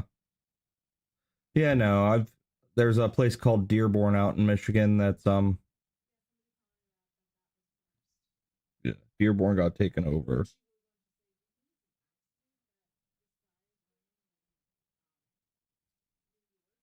No. He's gonna try to take over New York. Well, they're gonna desecrate it because there's gonna be so many businesses that leave just because of his stupid policies that he's trying to implement. No, it's not necessarily Sharia law. He's trying to give out like free services, free rent, and stuff like rent prices and stuff like that. Things that sound great, but in reality, they're harmful behind the scenes. Like they're harmful in the in the vicinity. He's gonna tax the heck out of rich people, so they're all gonna leave, and then he's gonna tax the heck out of the middle class, and they're all gonna leave, and all it's gonna be left is like poor druggies living on the street.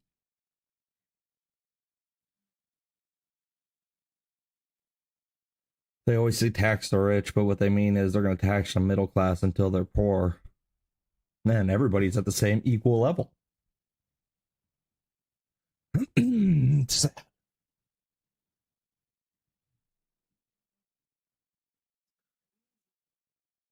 I was watching a motorcycle chase from today, and he ended up crashing into a car at 70 miles per hour.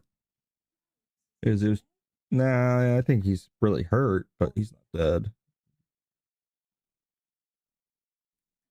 How he got on that motorcycle, how he made that departure, you know, all of that they're going to figure out later on. I can tell you that fire department, you can see that's the first one arriving right there. They probably definitely have paramedics on board. We're going to keep an eye on it to see if they or how they treat that suspect, meaning are they going to put this person on a gurney or is it going to be something else? Probably a gurney. As far as that freeway definitely goes, broke some bones. Got to put it out there is if the eastbound 210 is your ride today, especially Don't through go the on Upland it. area. I would definitely make other plans, especially because that freeway is going to be closed for some time, and we're going to wait on that ambulance and see where that suspect goes from here. All right, we are getting. Yeah, I think he was trying to pull a gun or something out of his bag for when that officer got close to him, he could shoot at An him. apparent shoplifting incident at Victoria Mall. That is where the No, right before he was crashing, he was bringing his backpack around to his front so he could get something out. He had it locked on cruise control at like 70 miles per hour, wasn't paying attention, and crashed into the back of a car while he was trying to get something out of his backpack.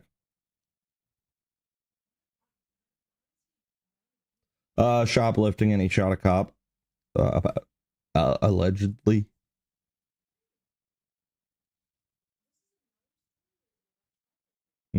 Shoplifting's going crazy.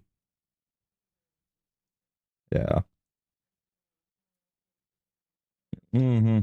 origin of Especially in California, because they aren't charged for shoplifting. They won't pull them at all. But the fact that he shot a cop, that's the big issue. There was a deputy involved shooting, and then they witnessed this suspect on a motorcycle just take off from shoplifting. high speeds. Stu, as you were following this whole situation, reaching up to what, 170 miles per hour on a motorcycle? At least he was wearing a helmet. The opposite direction of traffic. Yeah, extremely reckless driving.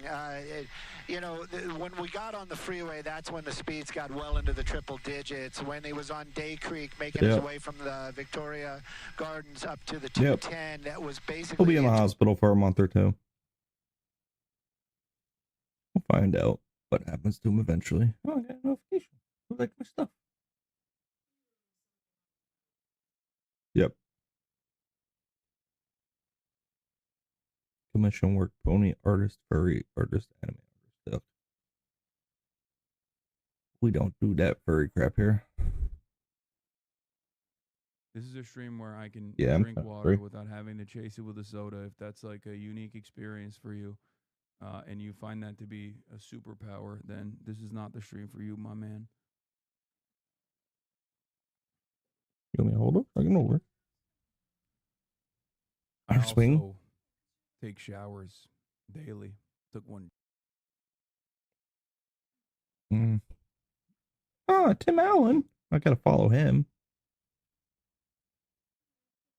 He's on Jimmy Kimmel. No, don't go on that crap show. I can hold her.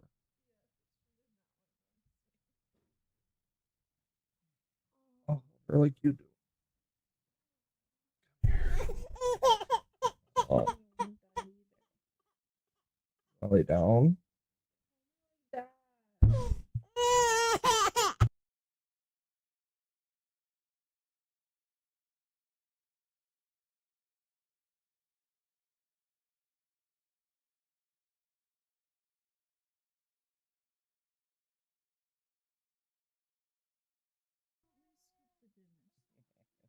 Poor babies.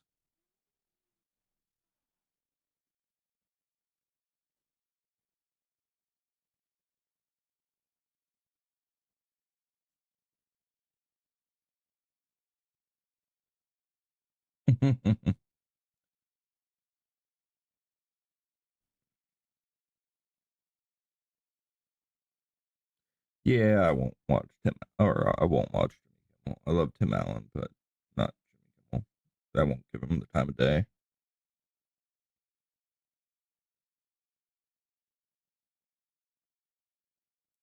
Who's this nerd?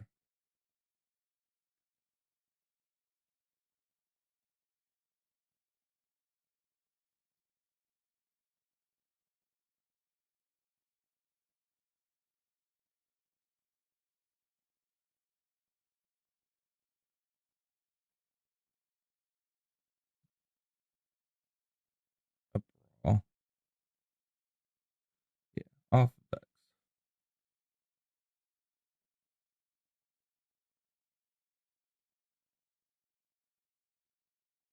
Yeah, they are going nuts. Mamdani has just shown the kind of leader he will be. This was last night in Queens. The crowd chanting slogans like "Freeze the Rent," as well as DSA, which stands for Democratic Socialists of America. Take a listen. No. Bunch of young, educated people. So buckle up now. Mamdani enters the final week as the front runner. According to allies, a win for mayor would put Washington, D.C. on notice. The election of Zohran is as important as our cause today. Look who's in the front row behind them. They're Muslim leaders. Like, are we really trying to do this in America? Here in New York City, we will send a loud message to President Donald Trump that his authoritarianism is no good here. New York must have a mayor. Did she make a coherent sentence? No. Families of this city. Oh, look, it's Bernie, who's done nothing for nobody ever. Ring out so loud tonight that Andrew Cuomo can hear them in his $8,000 a month apartment. Let them ring so loud that his puppet master in the White House hears us. Mayor of New York, I feel like I have so much power. Not for sale. So Alexis McAdams was there last night. She's back again live this morning. New York's Museum of Natural History. Early voting is underway. And here we go in the Upper West Side. Alexis, what did you hear last night? Good morning to you. Good morning, Bill and Dana. That's right. Well, the crowd, when we were in there out in Queens, went wild. They were screaming, chanting, and very excited when Alexandria Ocasio-Cortez and Senator Bernie Sanders came out on that stage. The goldfish-brained woman. They believe Zohran Mamdani has now joined those two as the stars of the Democratic Party. She's not a star. She is so dumb. I think it's electric. I think I haven't seen this many people mobilize for a candidate in so long and so passionately. And I think that Yeah, look, I'm really this is a young idiotic crowd. They don't understand what they're trying to invite into this city, and they'll find out in her. Well, there you go. You heard it there first. The trio greeting thousands at a nearly packed Queens Stadium, which holds around 13,000 people, and the topic was affordability. They say everything from coffee to your rent is too expensive in the Big Apple. Voters say they want free childcare, free buses, and who do they want to pay for it? The rich. No, it'll be Do you think you themselves. should tax the rich You'll to get pay for the taxed. plan? I mean, I am not rich, so it's easy for me to say yes. We need something. And there's the governor. Ooh, so Can't those believe were chants people of are tax the really rich to supporting Governor this Kathy Islamist crap. You got Michigan, you're gonna have New York City. Eventually there will be a governor of New York that is Muslim. I don't know if it'll ever flow down into Pennsylvania. Hopefully it doesn't. I don't want any of that crap here in Pennsylvania. There's a lot. We're really a purple state, and so we swing one way or the other usually during election. Right now we have Shapiro, who's a decent leftist governor, but he's not. Hopefully he gets voted out. I don't know when his term ends. I don't know if it's this year or next. He's been in for a while, though.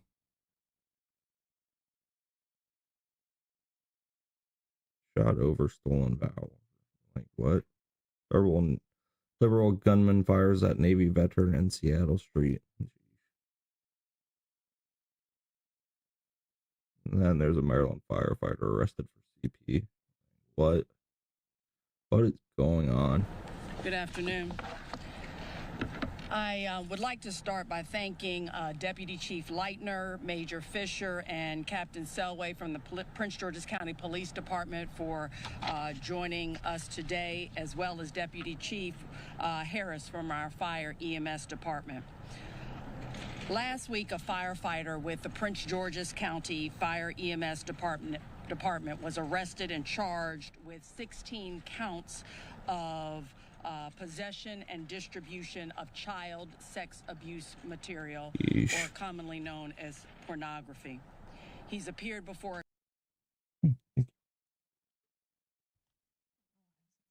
Hey, you want to take this back?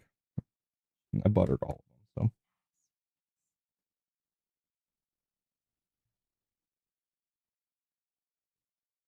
Commissioner, who has determined that there's probable cause to support the charges, and just a few moments ago he went before a judge who made the decision to hold Mr. Murphy without bond.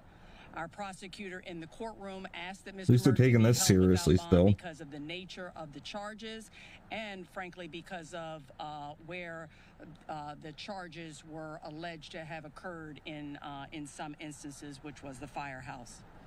At this stage, the investigation is still in its early phase, so there's not much more that I can say, other than in the weeks to come, my office will continue to work with law enforcement to undergo a thorough review of the evidence and determine if the defendant should be indicted or formally charged for the counts that he's been charged with here, and if so, for what charges. What I can say is that these allegations are serious, disturbing. Allegations of this nature are particularly disturbing and concerning when they involve individuals that hold the public's trust. Individuals who are in positions of public trust, especially those like firefighters who have access to our homes and families. But it is important to remind our residents that any person who is charged with a crime in Prince George's County is entitled to due process through our judicial system, and my job as state's attorney is to ensure that the process is fair, it's transparent, and in full accordance with the law. Finally, I want to thank my law enforcement partners for their investigation thus far in this case.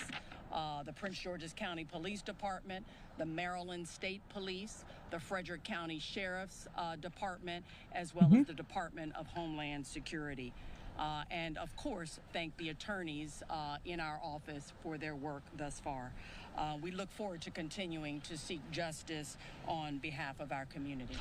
And if there are any questions that you have, I think this is the time that we will answer questions. How was this brought to police's attention, to the state's attorney's attention? How many victims and their ages? Certainly, I don't want to speak for the police department, but because we're in the middle of an investigation, I can't specifically respond to your question. Any of it? No. And you have the statement of charges, right? And the statement of charges involves numerous victims. And I think we'll have to leave it at that for this particular point. This happened at the firehouse in Chillum? Correct. Wow. I couldn't hear the first question, so forgive me if it's done. There was talk in the court of charges of production perhaps being forthcoming. I'm sorry, I can't. Talk in the courtroom of charges of production. Yeah. So, Brad, as I said, this is an investigation that is ongoing, and I'm confident that law enforcement, as well as the attorneys in our office, will continue to thoroughly investigate this case. And if necessary charges, if there are other charges that are necessary to be brought forward, we'll do that. So that could be in another jurisdiction? It could be.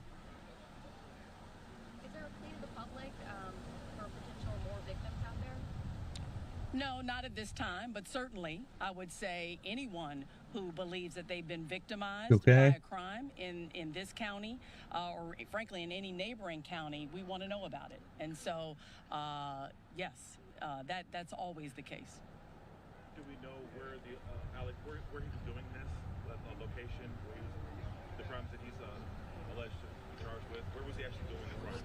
Well, a variety of places, according to what's in the charging documents, and I may defer to Captain Selway if you want to speak on that, but definitely we know that some of the charges are alleged to, or some of the activity is alleged to have occurred in the firehouse in which he was working. And what is the time frame? On the charging documents, we have a time frame of September 2025. And again, there's 16 charges through October of 2025.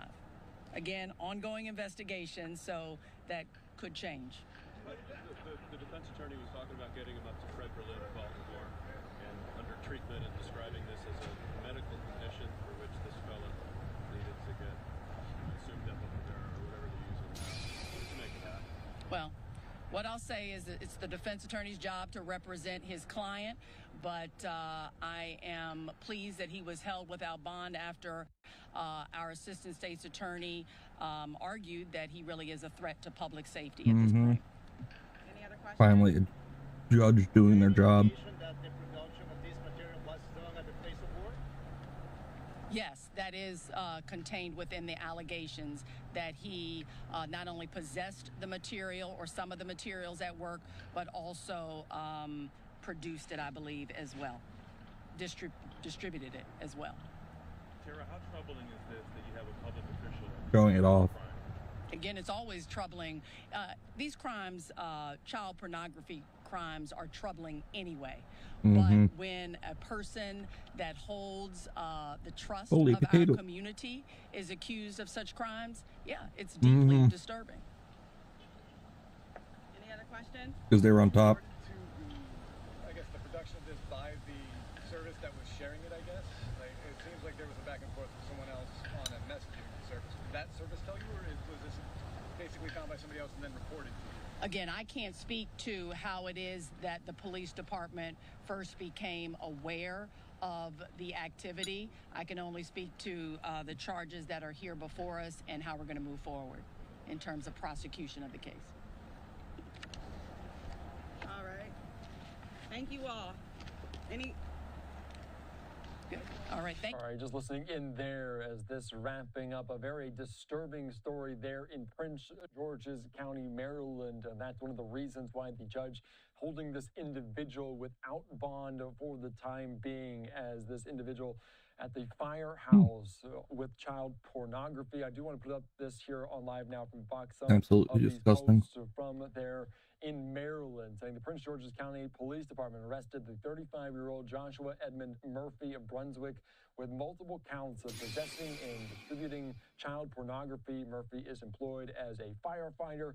As this is an active investigation, additional information will be released as it becomes available. So we just want to take you out to that event here on Live Now from Fox as we wait and monitor any other press conferences to begin. You can see there, it looks like this one's about to begin there with the Republican candidate for governor in Virginia, Winsome Earl-Sears.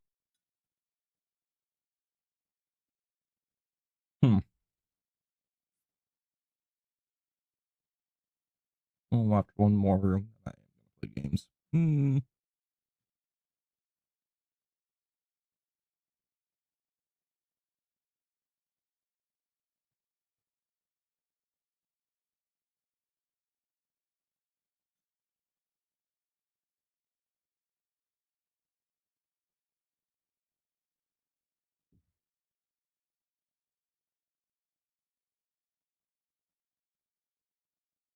The mayor for the president of Argentina got reelected, which was great news. He's a pretty awesome dude.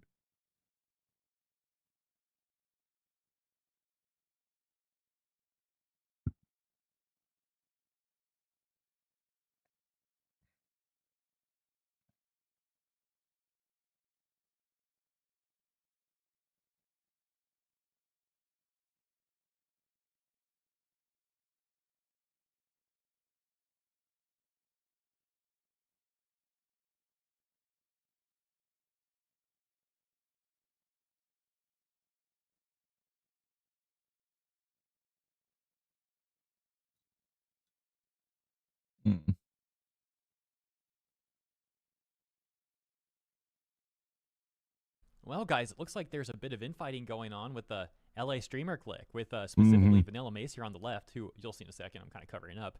Cutie Cinderella right there, and Valkyrae, who is also involved. Because Valkyrae is upset with Cutie Cinderella for things that she said on a live stream with Vanilla Mace regarding racism. And now both Vanilla Mace and Valkyrae are upset at Cutie Cinderella.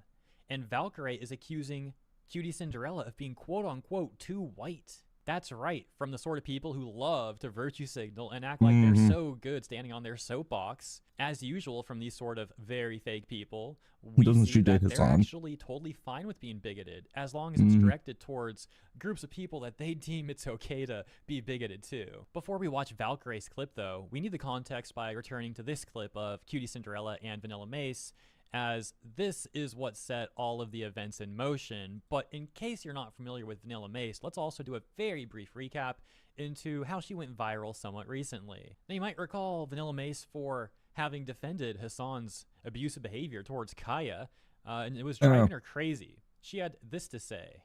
Yes, I saw the Hassan drama. It makes me want to go like this. Yeah, wow, lovely. It drives me insane. Really ugly woman. People just... She's not pulling the Betty Boop haircut off at all. There's a fucking... Okay, there's a video of Kaya, Hassan's dog. She's sitting in her dog bed, and, she's sitting in her dog bed. Very low educated, like, too. About something, and then Kaya gets up, and he's like, Kaya, Low lay IQ. down, lay back down. And then Kaya yelps, and then he's like, Kaya, like, what? And then, like, whatever, Kaya lays back down. And then, and then all the fucking Hassan, like, people that want Hassan fucking dead were like, he used a shock collar, and he's abusing his dog. And then everyone's just, like, doing all this. Everyone is literally... And it's not even the fact... It's just, like, the fact that people are going through these... I'm seeing these insane lengths about... Like, the lengths that people are going to... I mean, they're not really going that deep on Hassan to prove that he abuses his dog. He is a dog abuser. On top of it, he's Muslim. They hate dogs. No idea why he has one in the house. See, they're like editing his picture and turning up the fucking contrast where he showed the collar to be like, no, look, he put tape over it to fucking... No, he literally did put tape over the collar. Like, this is not some crazy conspiracy theory. The manufacturer already, like, confirmed what everybody was thinking. It is a shock collar. It's crazy. Well, the crazy part is people like her rushing to defend Hassan and then being wrong about essentially everything that they said in their damage control. I'm like, hey, why? Yeah. Like, why do you? And it just Mm-hmm. It blows my mind when people care so much about something like that when there's so many worse, more ridiculous fucking things. I'm like, what? It blows her mind that people Well, care on top about of it all, animals. he's using it to control the dog to lay in its bed for his entire stream. Like, the dog moves off its bed, it gets shocked. And they don't want to see animals. Well, he was trying to, saying, oh, I've been gone a while. She's been spoiled, so she's not trained as much. So he, yeah. Uh-huh.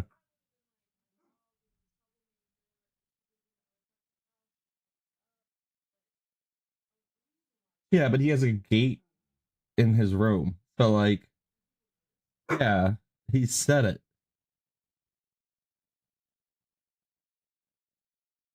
It's like, no, he's stupid. He wants to keep her in frame of the camera. And that's what he's using the shock collar for. It's animal abuse. I don't care about him using a shock collar to train or whatever, as long as he has it set right. But he's using it in an abusive manner. Yep.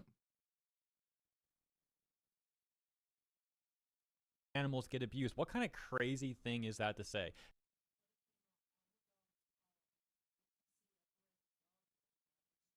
Yeah. Yep.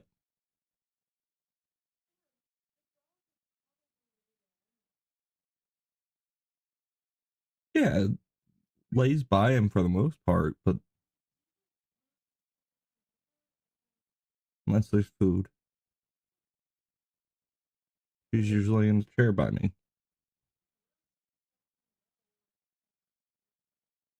You know, wander the house for a little bit and then come back.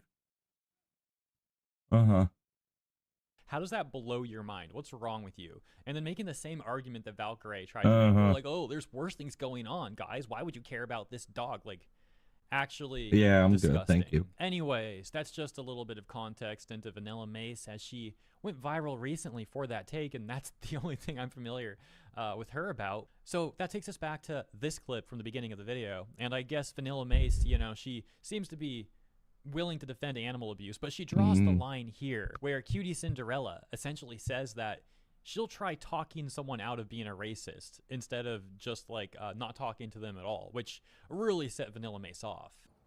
I'm not going to change, though. I'm not going to. Yeah. I will never believe that if I'm kind to a hateful person, that means I agree with them. I will never believe that. No matter what you guys say, I won't believe it, because at the end of the day, if I'm around a racist person, I'm just not racist. I'm not. Me, I am not.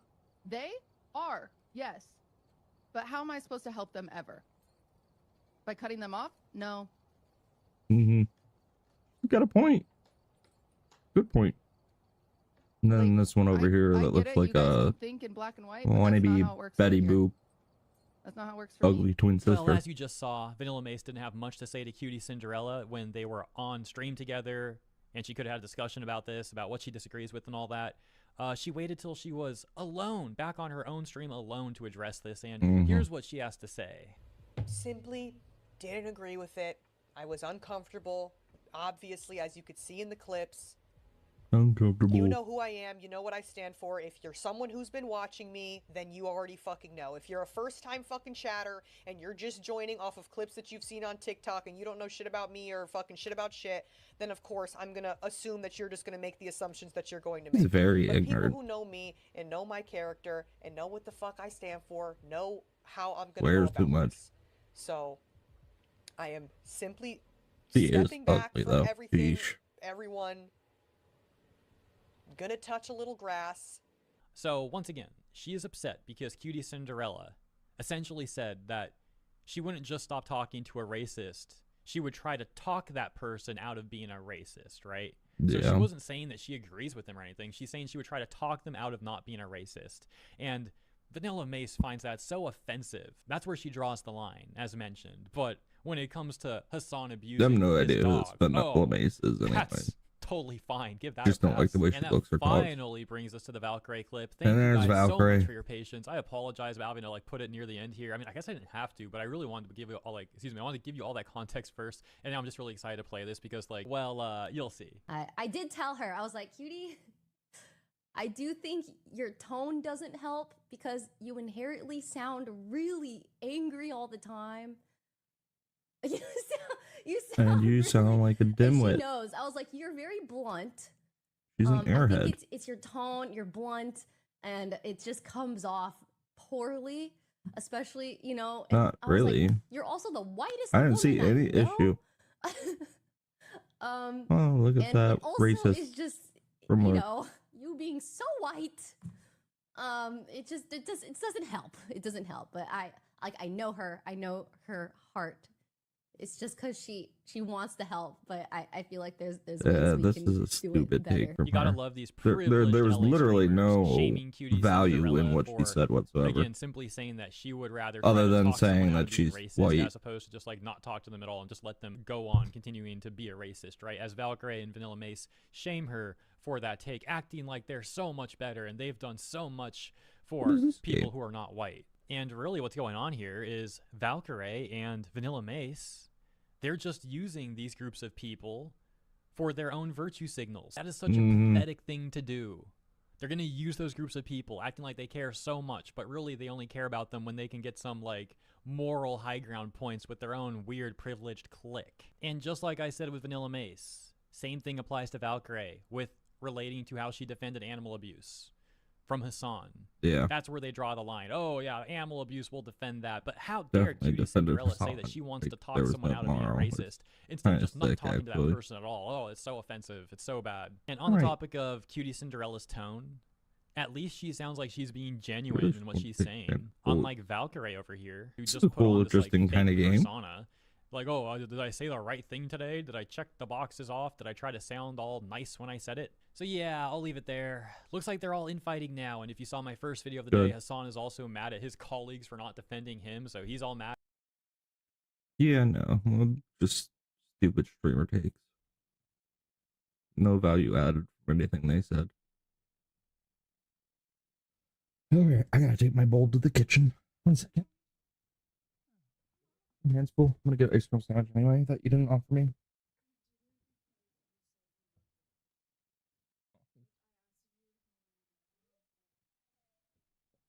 Oh no, the boy's waking up. Do you want help? 1 second.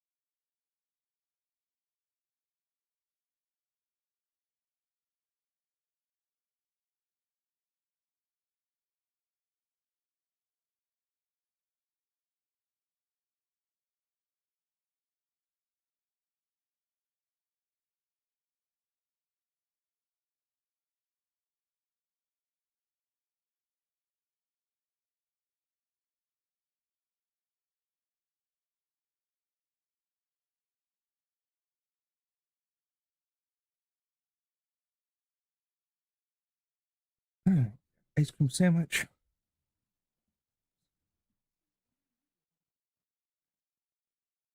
Not the one that had 2 already today.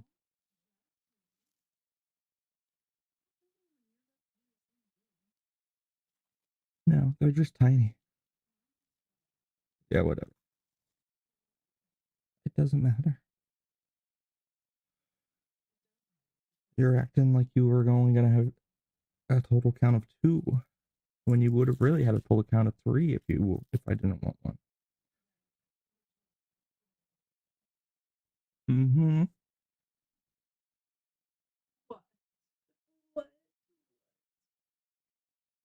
So here's a big story I haven't talked about yet because really it's not a big story at all. President Trump is renovating the White House, specifically the East Wing, which he is renovating and turning into a big ballroom. So that's it. That's the story. I couldn't think of a story that I care less about. Mm-hmm. You know, when I first heard this, I saw some headline somewhere, renovating the White House. Like I didn't, okay. Good for him. Mm-hmm. But My little did I exact know, thought. though I should have expected, that this would turn into a media panic that would last for days, if not weeks, and it's still ongoing. So they're panicking about it. They say that Trump is desecrating the sacred grounds of the White House, Yeah, that's what destroying they say. history by renovating the White House. Just to give you a flavor of their reaction, here's some leftist activist with a big following, Tara, who tweeted in response to a picture of the renovation, "It feels almost the same as when I saw the Pentagon damage on 9/11. Yeah, it's like 9/11. A building being renovated it's really the same as a plane flying into it. Like it's the same thing. Dramatic. That's all the left is. Just dramatics. And she's not the only one reacting this way. Far from it. So the ladies of The View are also very upset. Here's that. That is not your building. You don't own that building. That would be like me going over to Trump Tower and saying I'm going to build a disco. You know, they've wanted a disco in Trump Tower for hundreds of years. Yeah. And so, I mean, come on, man. You don't own that building. That is the people's building. You don't own it. You don't own it. You cannot take it down. You don't own it. Take your behind to another town. There you go. Yeah, she still getting sued by the press secretary, I think, Caroline Levitt. I'm pretty sure that lawsuit's still going on.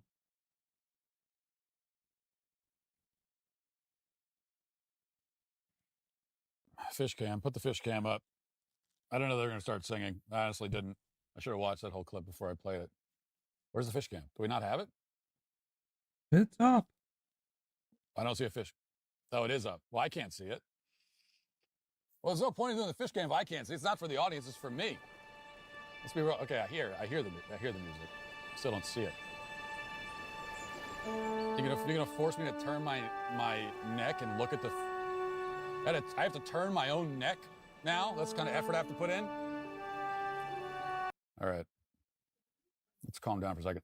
So I really didn't know that they would start singing at the end there. I should have figured because every segment in the mainstream media now ends with singing. Like if we had, Jeff Daniels and now this. If you can even call that singing, I don't know. It sounded more like a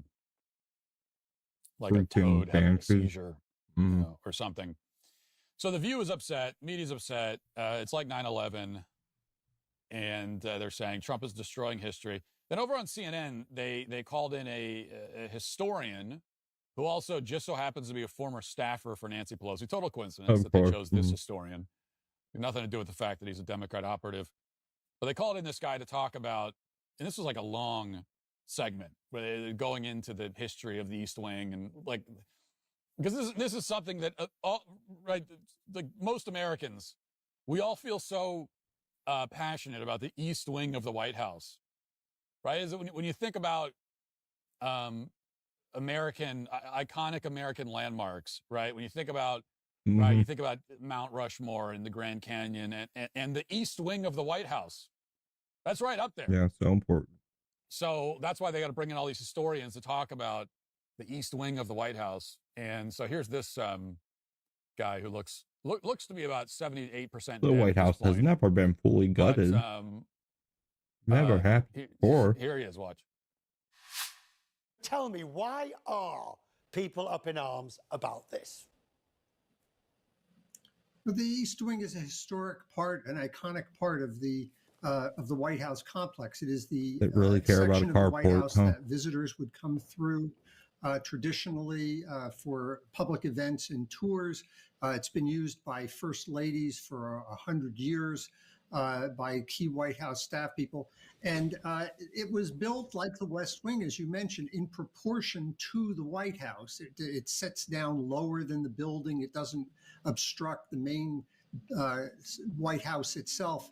An enormous contrast to what the president is doing, as well as you mentioned, Richard, the manner in which he's building this ostentatious addition to the building, which is bigger than the White House itself. So, with that in mind, you describe it. You're on the record as describing it as being sending a message of a maniacal, autocratic concept of what the job is and what his role is. This can always be filed under, just because you can do it doesn't mean you should. But I think there are quietly in Congress and the architectural and historic preservation community, a lot of heads are being. So it was That really guy, I'm not trying to be mean at all. pearl But that guy, clutching he for no looks reason. like Jim Carrey playing Ebenezer Scrooge Mhm. in Very A close. Christmas Carol, in Robert Zemeckis' Christmas Carol, which is animated, by the way. I know that's a deep cut. This is one of my only talents in life, by the way, is figuring out what movie character people look like. It's one of the I have like 3 talents. That's one of them. So I nailed that. Look that up. I'm telling you, it's uncanny. Anyway, cold weather will be here before you know it. And here's something most families don't think about: when the power goes out during a cold snap, there's no way to stay warm. The furnace stops running, electric heaters are useless, and suddenly everyone's left hoping power comes back on. In the severe cold, it's actually a dangerous situation. Most homes are completely dependent on the electrical grid for heat. When that grid fails, whether from winter storms, ice damage, or rolling blackouts, families are left vulnerable. That's where the Vesta off-grid space heater from My Patriot Supply comes in. It's a space heater that doesn't need electricity. It runs on canned heat, an indoor safe fuel. Keep one tucked away in the closet, and there's reliable warmth available no I have a matter what kerosene happens heater. to the It does grid. work Plus, really well. it doubles as a stove for boiling water or cooking food during an outage. I think it's a staple to have for anyone who wants to be prepared and ensure that your family is taken care of when the weather is raging. Best part, right now, you can get a Vesta along with other free gifts when ordering the Winter Prep Special from My Patriot Supply. And now's the time to do it before the cold weather kicks in. It's worth having that peace of mind before the winter weather arrives. Just go to mypatriotsupply.com/Walsh to see everything that's included. This offer won't last long, and neither will this nice fall weather. So go to mypatriotsupply.com/Walsh today. That's mypatriotsupply.com/Walsh. So I just want to make a couple of points about this renovation. First of all, for the record, the White House does need to be renovated. It is a dump. It is a dump inside. It really is. Like, it's actually shocking if you ever go inside the building. I'd never been in the White House because I try to avoid Washington, D.C. like the plague as best I can. But I have spent more time there over the last 9 or 10 months than I typically would like to. So I've been in the White House a couple of times, but only recently, for the first time, was I in the White House, and I was shocked. I gotta say, I don't know what I was expecting, but it's like cramped and small and dingy, outdated. It smells weird. It's just like this. I'll put it this way: if you were house hunting on Zillow and you saw the inside shots of the White House and you didn't know it was the White House, you would, even if you could get a good deal, even if it was like within your budget, you'd keep scrolling because you would look at those pictures and you would go, man, that needs too much work. I don't know. That's a gut job on that one. No, even if they're selling it below, I can't. I'm only slightly exaggerating. The building really is kind of a dump inside. So to anyone who's been inside the building, which most of the media, the people in the media who are panicking, they've been inside the building. But for anyone who has, it's not shocking at all. When you hear it's being renovated, you go, yeah, well, that makes sense. Yeah, it's like, it's kind of embarrassing. Now, I'm not saying that the President of the United States should live in a palace, and that's not what Trump is turning it into, but it should at least be a nice, right? It should be at least cordial, please. like kind of nice. It should be sort of updated and renovated. Maybe it shouldn't look like, right, your grandmother's house in 1963. I don't know. It doesn't really matter that much to me one way or another, but at the same time, it doesn't surprise me they want to renovate it.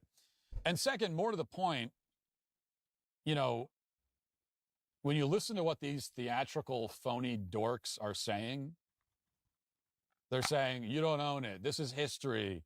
Respect our history. Nobody voted on this. You're desecrating. It's destructive. Well, all of these statements would, of course, apply much more to the dozens of historical monuments that the left tore down over the last 5 to 10 years. Now they have the gall. I mean, these people have so much gall. They're so shameless. And that is truly their superpower, is that they have no shame at all. Mm-hmm. And it does make, now it makes them soulless, it makes them evil people, but it makes them effective politically, because shame is kind of the last line of defense. And if you don't have that, then you end up with people like the left who they have no, after they just spent years saying, yeah, you know what, we don't like that historic monument, that work of art. We don't like it, so we're just going to pull it down. Right now they have the gall to say, well, we didn't vote on that. Oh, really? Who voted? Who voted on you tearing down a statue? Did we get to vote on that as a country? Did we? Now, in many cases, no one voted at all, and you just went and did it yourself. Or at best, it was some council somewhere voted. The country didn't vote. Right? You don't own it. What about all those monuments you tore down? You didn't own those. You didn't make them. You didn't own them. That was also history. And you just destroyed it. Right? And now they've discovered this great abiding love for American history. But they're so fake. They don't even, they're trying to pretend. This is always funny when the left and people in media, every once in a while, they pretend to be patriots. They pretend to actually care at all about America. But they're like aliens. They're these alien creatures trying to mimic how people act. They remind me of, Men in Black. They remind me of when that guy gets his skin ripped off and the alien inhabits the skin, right? In the first Men in Black, which is the only one that was worth watching. And he's kind of like walking around very jittery and trying to speak. It just doesn't work. His skin is like falling off. And that's what leftists remind me of, kind of in general, but in particular when they're trying to pretend to care about the country. And so that's why they'll go around saying, not the East Wing of the White House. We as Americans cherish it so much. No, we don't give a damn about the East Wing of the White House, okay? We care about the beautiful statues and monuments that you people tore down. We did care about those. And just to remind you, by the way, this is what these people actually think of our history. I want you to take a look at this picture. We'll put it up on the screen. And what you're seeing there is the Stonewall Jackson Monument in Virginia, or what was in Virginia. And that's on the left. And that had stood in place for 100 years. It was made 100 years ago. And that's what it looks like on the right. And according to the Post Millennial, which reported on it, they took this monument and they gave it to an art museum in Los Angeles, where somebody named Kara Walker turned it into this mutant. They turned it into this monstrosity, turned it into a, quote, monstrous mutant. And which the LA Times reported on that, and they said it like monster, like it's a good thing. They were praising it by saying it's a monstrous mutant. Right? That's what they think of our history. Now, you may remember when they first started tearing down these priceless works of art and historical monuments, and they claimed that, hey, it's no big deal. We're going to put the statues in museums. That's where they belong. And of course, you had even plenty of conservatives, plenty of the dumbest conservatives who went along with it and said, well, yeah, they're just putting it in a museum. Sounds reasonable to me. All right, this is a monument of a Confederate general. Ooh, that's scary stuff. No, we can't have Confederate generals being honored. Sure, for the past 100 years, it was fine. Sure, people who actually lived through the Civil War or had parents who died in the Civil War, they were okay with it. But for us, 150 years after the war, we can't. The scars are too deep. It's too soon. We can't bear to see Stonewall Jackson honored. It's too raw for us. It wasn't for the people who lived through it. When they started putting those monuments up, there were people, again, whose parents and grandparents fought and died in the war. But here we come along 150 years later saying, oh, it's traumatic. It's traumatic to see Stonewall Jackson honored. And yet even had conservatives that were going along with this. They didn't have the balls to stand up and say, no, you know what? Yeah, you're not taking that down. I don't care. Oh, but we're offended. I don't give a damn if you're offended by it. That is a priceless work of art. It's American history. And you know something else? Stonewall Jackson was a great man. Robert E. Lee was a great man. I don't care how it makes you feel to hear that. It's a fact. Oh, Stonewall Jackson had slaves. Oh, yeah, okay, well, so did like every historical figure in history ever up until 150 years ago. But for this one small sliver of people, that is disqualifying. Not for anybody else.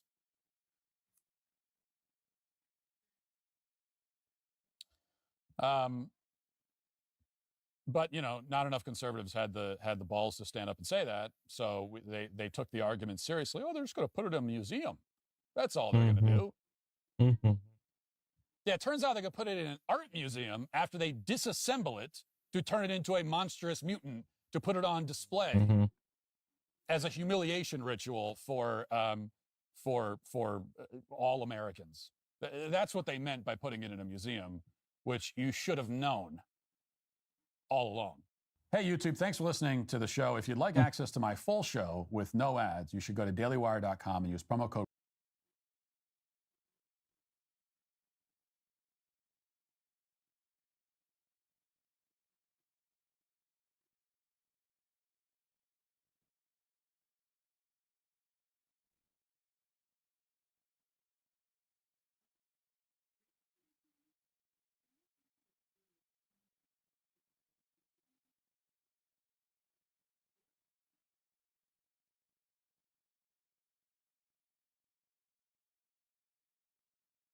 And anyway, Valkyrie told Cutie part of the reason why she's receiving backlash is because she's being so white. Context. One of the most popular and most progressive streamers is getting cancelled for saying this. People in my family that are racist. There are people in my family that are bigoted. But I still love my family. And what's most important to get people to love other people is to love them. She right. Fighting hate with hate will never get anything anywhere. I don't support that my father is transphobic at times. I don't support that. Period. The end. But I still love my dad and I'll go to coffee with him tomorrow. But I don't support that. She's getting canceled for being normal. You can't fight hate with hate. It doesn't get you anywhere. I did tell her, I was like, Cutie, I do think your tone doesn't help because you inherently sound really angry all the time. It just comes off poorly, especially, and I was like, you're also the whitest woman I know.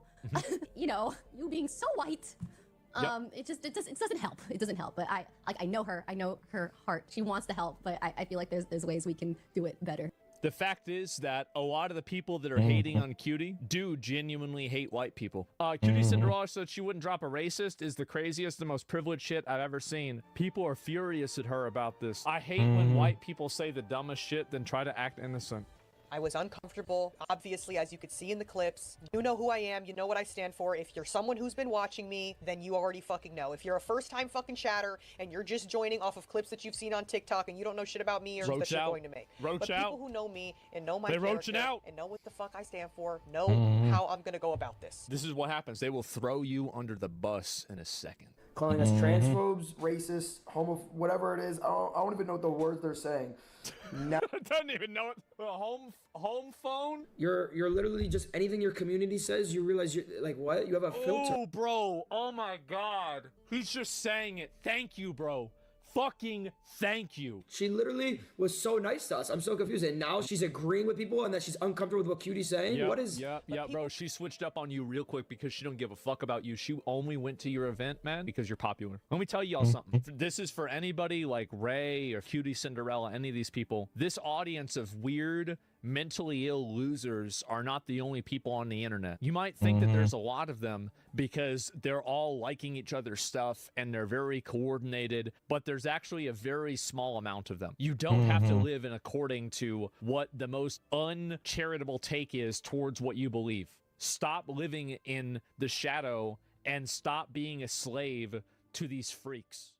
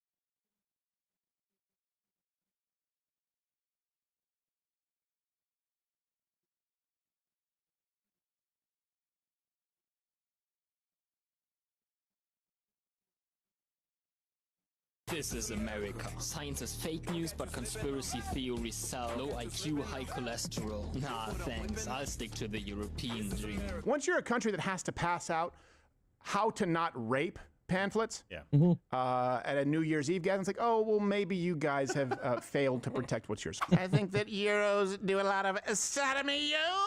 All right. You've heard of looks maxing? That's what people say now. It just means like brush your hair. So now Euromaxing has become like this thing, I guess, where people are like, hey, let's act like we're more European is cool. You know, I think I could be like Alfie. So here's a guy. He went sort of like viral, but for something I think that was a little bit older on X. And by the way, spoiler alert, he did the most European thing ever and walked it back, tucked tail, and apologized.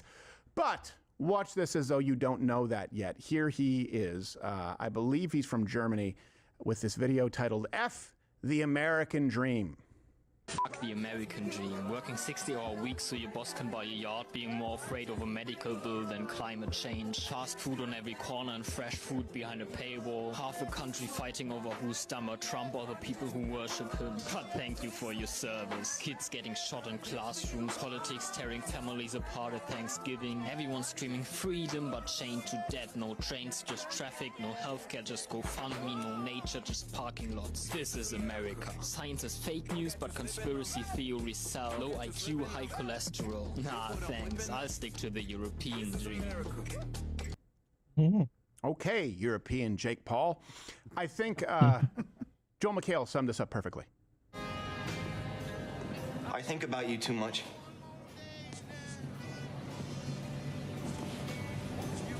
I don't think about you. Now, I forgot. Did we forget? Is this guy? Is he German, or is he from one of those Scandinavian Nordic countries? I think he's German. Okay, so I think they should have to have 100-year. Yes. buffer of when they're allowed to talk about world politics. Right. It's close. They should 2045 is when Let's they should go be 46 over. round They up, should be able to talk then. Yes, when you start a world war, the biggest with a really but then even more like that should be enough. twice? But when you've started all of them, it's like if you started more than one world war, you should have to shut up. Yeah, well, that was a while ago. You guys, you like your conspiracy theories, and I instead like to walk through nature.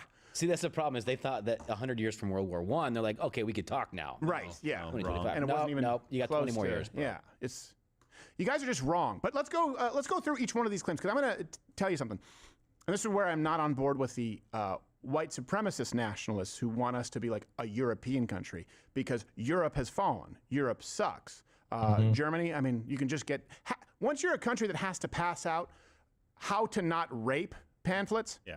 At a New Year's Eve gathering, it's like, oh, well, maybe you guys have failed to protect what's yours. So let's go through the first claim, okay? And these will be really short. He says that Americans work 60 hours a week to buy their boss a yacht. Working 60-hour weeks so your boss can buy a yacht. Yeah, okay, here's the truth. The average work week is about 40 hours in the United States. At least we have jobs. The unemployment rate in the EU is 30% higher than the United States. Wow. And here's something else that's really interesting, too. I get it, by the way. Yeah, those people there sometimes have a higher quality of life.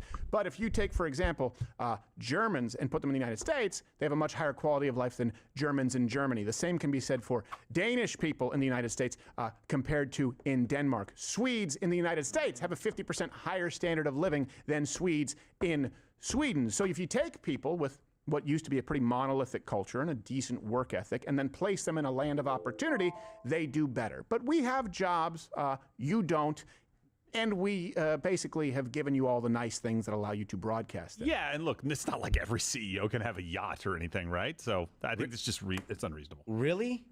You know I saw you on vacation, right? You can't prove that. Actually, I can. Tim, if you please.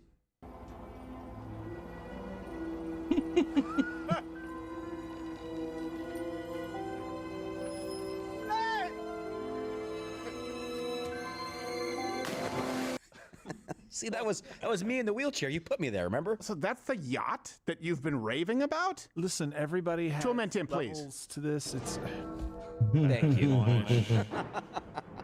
By the way, we have to pay a licensing fee every time we hit the admonish button. It's $6,000. So please support us. Download the Rumble app. Follow me there.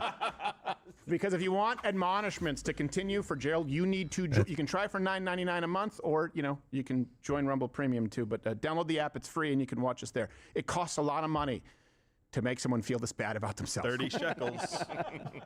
Here's the next claim that this guy makes. That's verifiably false. That Americans are more afraid of medical bills than climate change. Being more afraid of a medical bill than climate change. Truth. Climate change is bullshit. Bullshit. Let's just go on to the... Also, it's not called a bull. Yeah. It's a bill. Next claim that something about fast food. Fast food on every corner and fresh food behind a paywall. Here's the truth. We do have fast food on every corner. We also have healthy food options on every corner. And they're open almost all hours of the night. When I spent time in Europe, and it's still not as bad as Canada, it's amazing how much these places shut down for lunch. Like you can't get lunch in some European countries. Because they're shut down for lunch. It's called choice. We have fast food, and we have more affordable, healthy options than ever in human history. We have something here called choice. I get it. You want to look and say a lot of Americans are fat? Sure. But we also have most of the greatest athletes. And if the greatest athletes don't come here, they certainly come to our athletic training centers. And it just comes down to choice. So that's a pretty silly claim. Here's the next one that he makes, that something about Trump are the people that worship him. Half a country fighting over who's dumber, Trump or the people who worship him. God, thank you for your service. Well, here's the truth, and this one kind of stings. Every single other world leader has had to acquiesce to President Trump's trading demands. Trump is. So you mock us and your trades and your tariffs, you think you're going to, oh shit, BMW already caved? It happens so fast. Because you know what? We're the ones holding the cards, sweetheart. Where we go, yeah, well, you know what? You don't get access to all our cool stuff at the same prices anymore. No. Wait. I think we can find some common ground here. Let's appeal to our better natures. So who's really the idiot? Who's worshiping Donald Trump? You mean the people who voted for him versus your elected leaders who've been castrated on the international stage? Here's the next claim. They literally have kings. Yes, I know. Multiple kings. They have so many kings. I know. So many kings. It's too many. Next claim is that, they always do this about guns, American kids getting shot in classrooms, something. Kids getting shot in classroom. Okay. Again, I have to break these up. They're really, really short claims because he's very stupid. The truth is, actually, this one's really tough because you've heard me talk about how many people are saved by guns versus how many lives are taken by guns, and most mass shootings occurring in gun-free zones. You can go listen to the 3 and 3 podcast on that. But that's for the American audience so that you can learn about firearms. Internationally, it's actually far more stark of a contrast. 10 times the amount. Just want you to remember this. 10 times. There are 10 times more Europeans dying from heat than gun deaths in America. Why? Hot. Because a lot of them don't have central air. the gym? Though it does exist. It does exist. It does. It has existed for a long time. It's not affordable for a lot of people. Window units. Let's go, guys. 10 times as many Europeans die each year from heat than people who die from guns in America. Yeah. So, well, Good your stat. entire More people family get is struck by boiling lightning in Europe, alive too. in their Studio Junior suite. See, we can do it both ways. And we didn't start any world wars. So we got that going for us. Next claim. Damn sure ended them. That politics is tearing families apart here at Thanksgiving or something.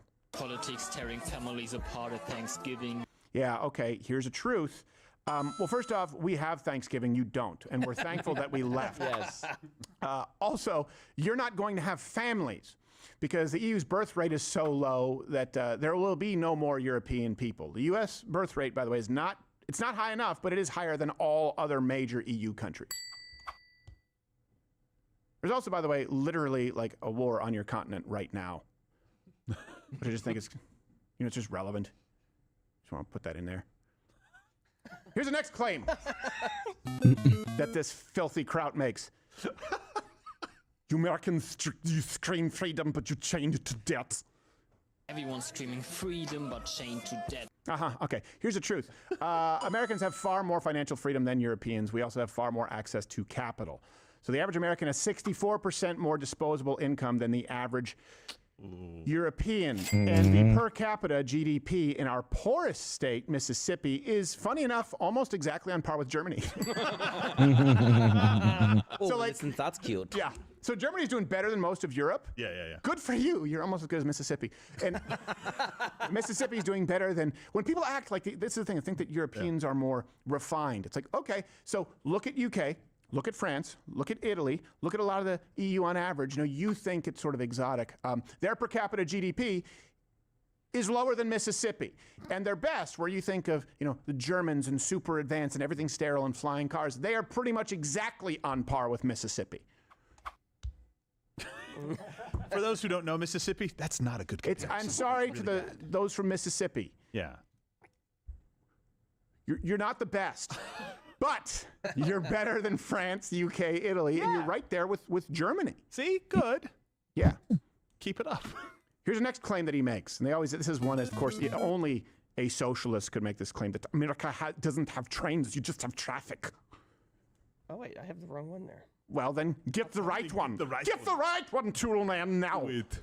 Oh, I have a GoFundMe one. Well, you have a GoFundMe one. What about the traffic and trains? I don't think I have traffic. You don't have traffic and trains? Okay, all right. Then I will make the claim because they're very short. Yeah. So he says, America, you have no trains. You just have traffic. That was good. Okay, here's the truth. Europeans can't afford to drive. Yeah, that's the issue. You're right, we have traffic. Most of them can't afford to drive and they can't get licensed till they're 18. Even in Mississippi, people more often than not, it's almost like it's the rule. I have to pay a lot of money to get licensed. Gas is 3 times more expensive in the EU. And of course, the United States has lower taxes than pretty much every major EU country. So a lot of people it's almost like if people have the ability to purchase cars and to fuel them, they choose that over mass public transit. Again, it comes back to choice. You may not like traffic. I don't like traffic. I'm not a big fan of traffic. But I like the fact that I can drive my own car and I can afford to fuel it. You look at that, and I mean, I get it. You have to see a silver line, like, oh, I can't afford a car, I can't afford gasoline, and our milk are sold in bags, but at least I get to ride on this disgusting subway while the homeless man masturbates into my hat. Yeah, they sell milk into a bag. This guy says America has no trains. If America has no trains, then where did I get like a wine molested bag. last July? Exactly. But it doesn't have a dispensary. Yeah, well, I see that, and I'll raise you. Where do I get molested every July? The drink container or keep it in the bag, poured onto We need flyers for the train. It's really more like I'm sitting in appointments. Get back on your Hogwarts Express and get out of my face.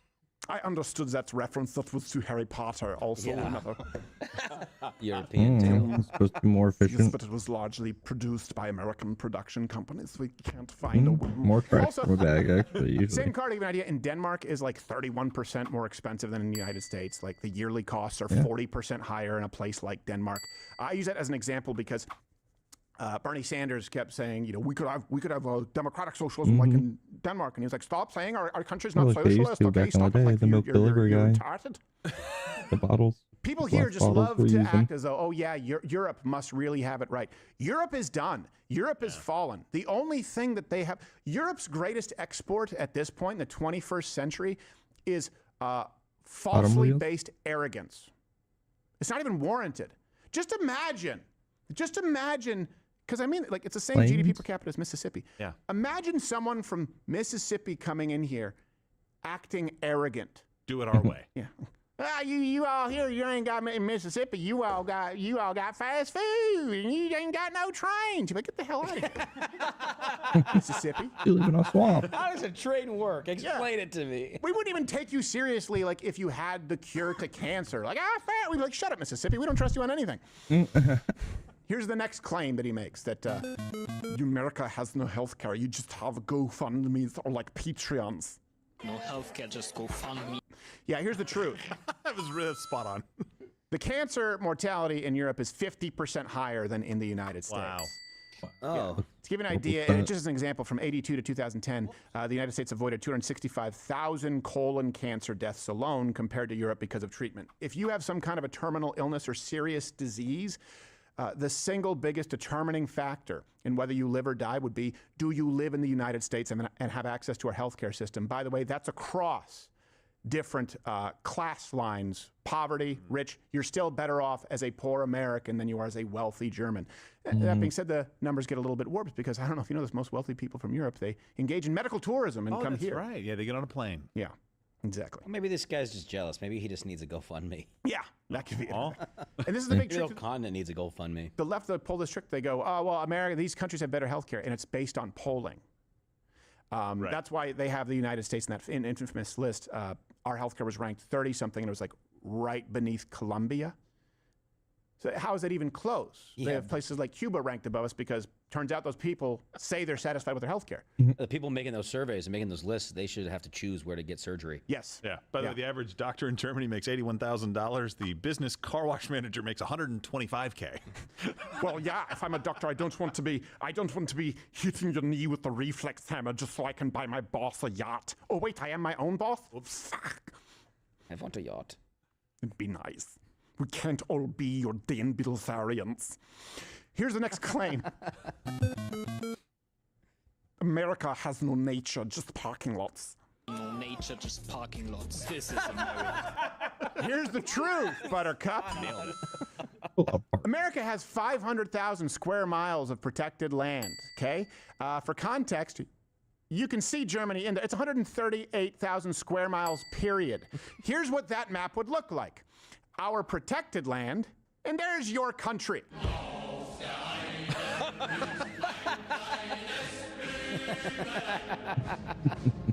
Yes, but you're failing to take into account per capita. Shut up! How much protected land do they have? Do we know? None. Well, one point we did before the Judens got their hand on it. What am I saying? I didn't say that out loud. So they mined it all. Find it. Not allowed to talk about it. Here's the next claim that this man makes. Just in case you've been convinced by these silly Europeans who've offered nothing to the world in the last century, that in America the science is fake news, but conspiracy theories sell.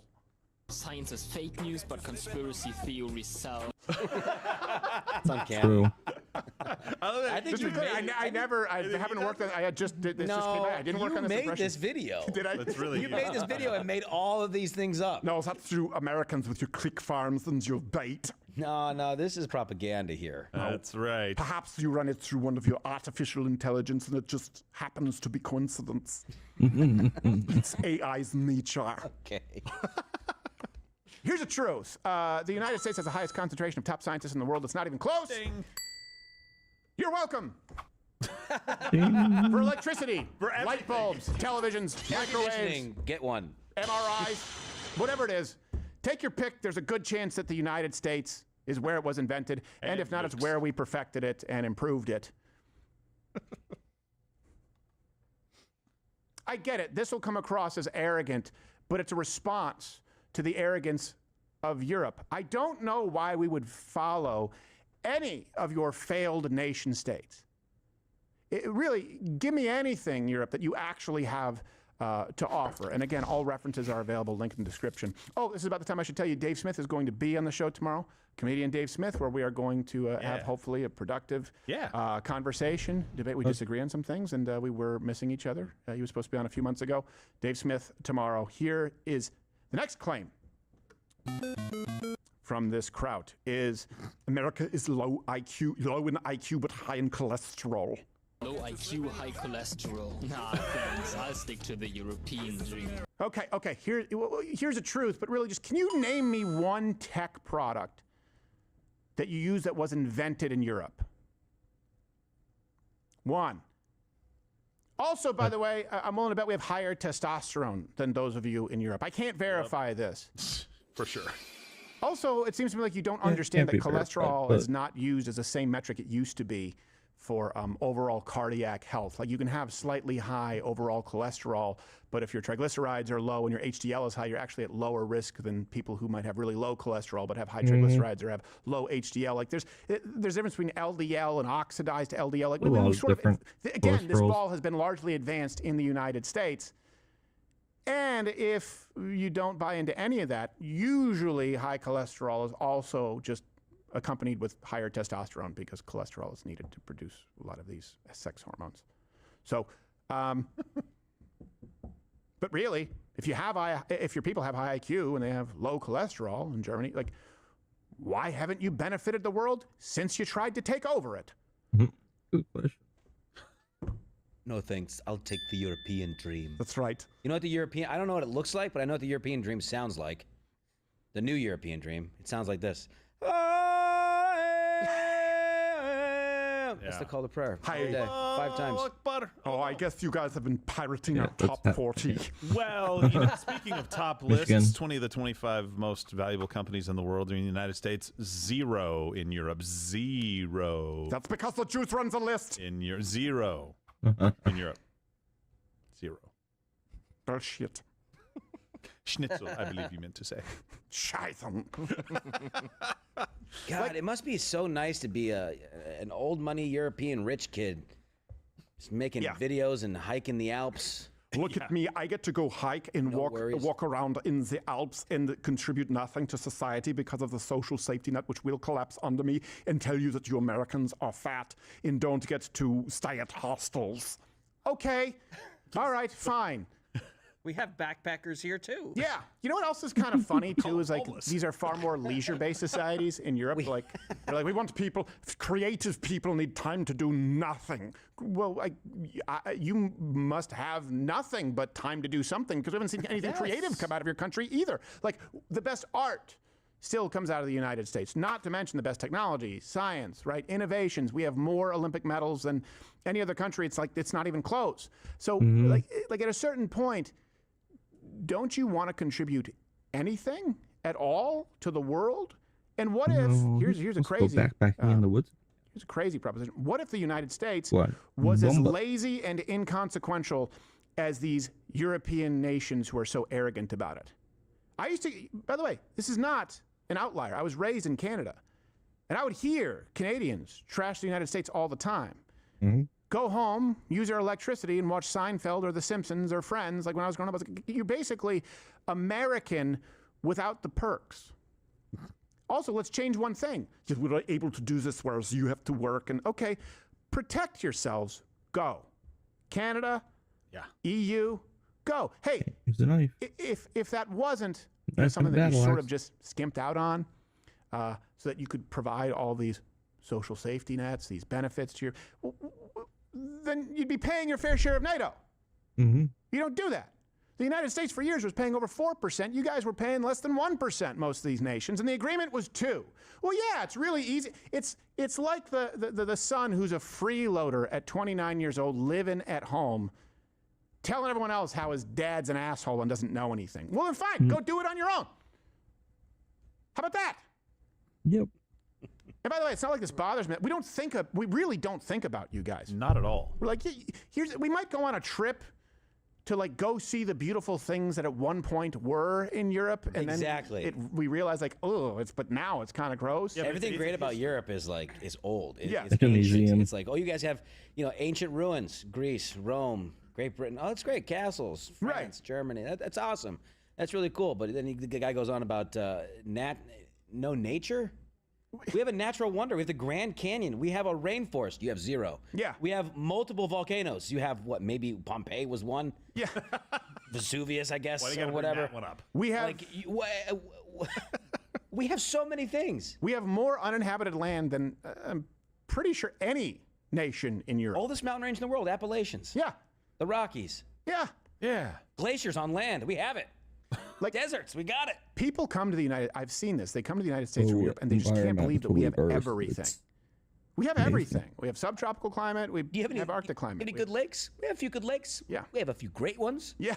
Oh, and you have a great. No, we have 5. We have 5 Great Lakes. Yeah. 4. But it's just I get confused. We have so many of we them. have 5, So and then we much. have 5. That's if I'll do it as a European, because if I was as arrogant as a European, but extolling America, I'd be like, well, listen, it's better to be American because we've invented pretty much everything that's ever happened in the last century after we kicked your ass and trying to take over the world. And after that, rather than conquering you and making you a part of our colony, we decided to innovate and provide you with great technology as well as foot the bill for the security that you're far too pussified to secure yourself. We have more uninhabited lands than anywhere on your continent. We have more protected land. And not only do we have 1, but we have 5 Great Lakes, and even our 6th kind of Great Lake is Lake St. Clair, which would butt rape your lakes because it's not even close and we don't even consider it great. Plus we have the ocean like everywhere. They don't have any canyons. We have a grand one. We have a grand one. We have lakes. We have waterways. We have ocean. We have mountain ranges. We have subtropical desert, tropical, Arctic. You pretty much offer nothing to us aside from maybe a few cars and guns in the last century. And you're just lucky that we don't blow you up, take you over, and say, now you're speaking American simply because you annoy us. It sounds scarier if I do it in that silly voice. It really does. Everything does. Here's the good news. He's European, therefore he's most likely, not all, right? Most likely a pussy. Yeah. He apologized. But after Americans and Europeans, Democrats and Republicans, expats and veterans started a fucking war in the comment section, this is what I realized. This world simply doesn't need more pointing fingers, division, and blaming each other for the problems. We need more German Jake Pauls. People called me ignorant, and I agree with them. Because See, literally all even the he uses a problems I fork. described exist all over the world. Fascism is on the rise, and scientifically proven facts like climate change are being disregarded. And sadly, influencers like me posting oversimplified rage bait type content on the internet are one of the reasons. But I'm done with that because instead of pointing fingers, we need to actually realize that we're all in the same boat, facing the same challenges. We're not. And instead of always ranting about how bad everything is, we for once need to realize how damn privileged we are. Yes, the American dream is nothing but a lie, and so is the European dream. But we do have opportunities that billions of people on this earth will never be granted. Because if we just work hard enough, we will get anywhere in life. And if we work together, we can make a change in this world. Bullshit, you're an idiot. I don't want to work together with someone who wants to take from my family in order to fund some crusade to fix climate change that isn't an existential problem. And even if it was, there's nothing that German Jake Paul could do to fix it. I'm not going to link arms or find common ground with someone who hates everything that makes up the basis of Western civilization. These people have nothing to offer but selfish motives and then, in his apology, platitudes. That's it. We should all work together. Really? Let me just tell you why that's stupid. Sometimes you need to work together. That's why I gave you the national borders versus state borders earlier. If Hitler were like, hey, come on, we are stronger together than apart, we'd be like, no. No, we don't want to be together with you. We're going to fight you. That's what they want, though. They want us together, right? That's why he says we're all facing the same struggle. No, we're not. No. You just say that when you want us to deal with your struggles. Yes, exactly. We have different struggles, bro. Yeah. Are you gonna? Oh, we have the same struggle. You're also dealing with the potential war in the Pacific. Right. Yeah. Are you? Are you? No. You sure? Do you share our values? No, you don't at all. Also, why does he have a lapel mic on a fork? I don't know, but I'm glad he's not using his hands. Like a mongrel. Is he in like the Willy Wonka B&H? I don't understand what I think it's like one of those things like these influencers do. It's like a little thing they do to be cute and kind of funny. Yeah. That's a lack of actual joke writing. Everything here is actually edible. The schnozberries taste like schnozberries. I'm going to eat my mic. If you want to see paradise, I'll simply have to eliminate Udins. Whoa. Ow. Oh, you're still here watching this on YouTube? There's no more.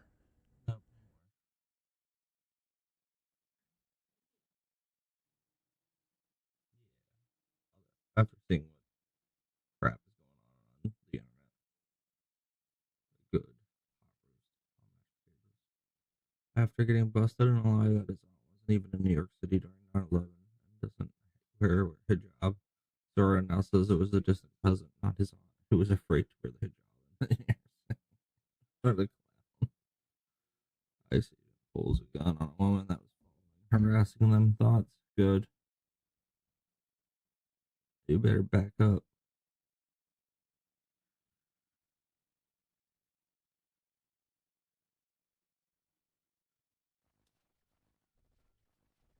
Play stupid games, win stupid prizes.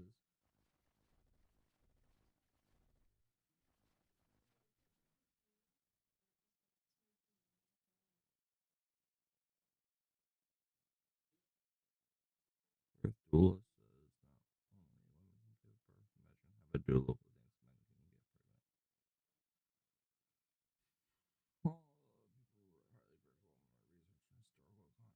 imagine have a doula who thinks men can get pregnant. Well, people who are highly critical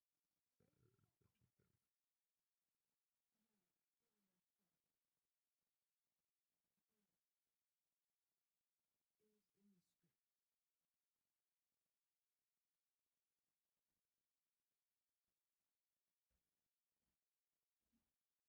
I wonder if there's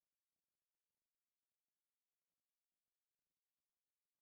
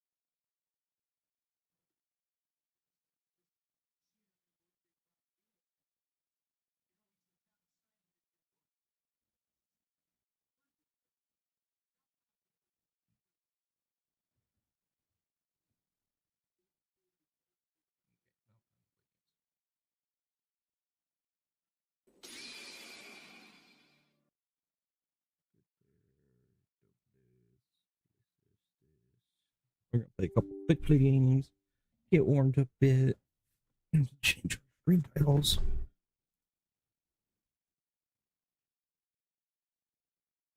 Do the top down cam? Maybe.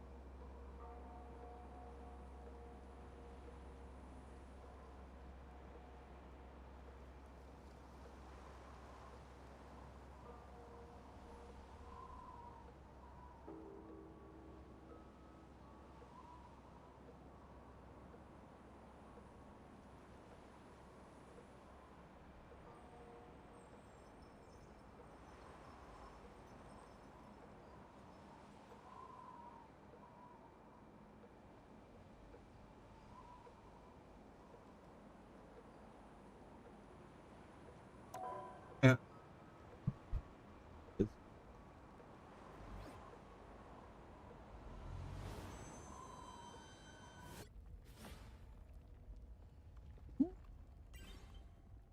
Yeah.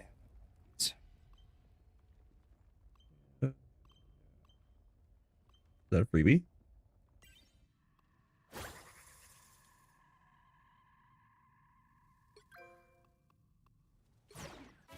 Yeah, freebie.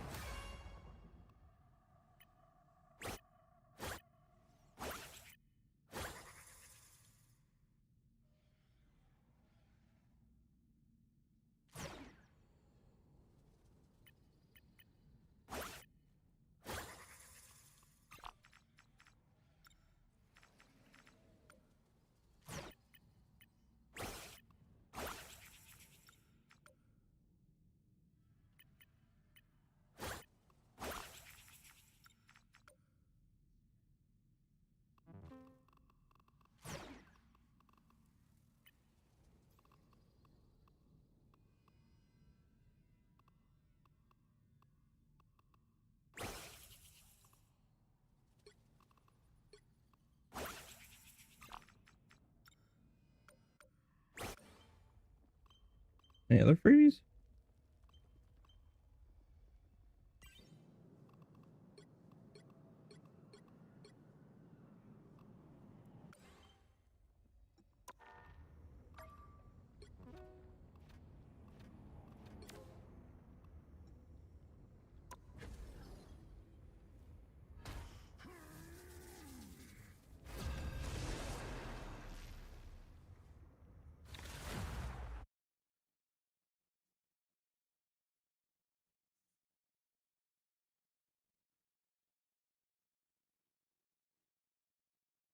You'll need a top-notch team to win this one.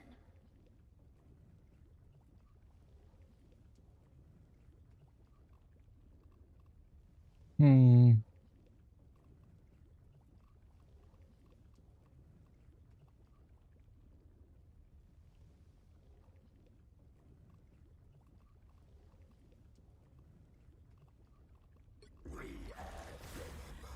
You are insignificant.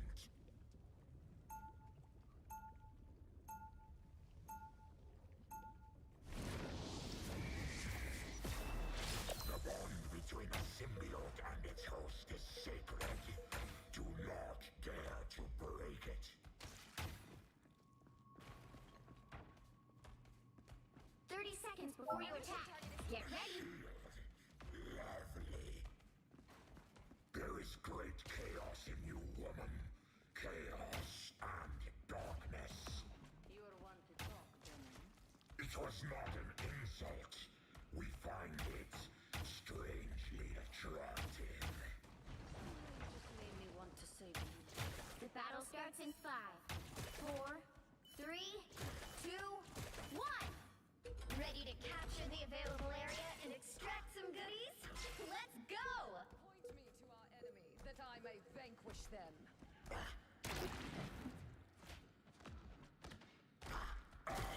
Fresh meat.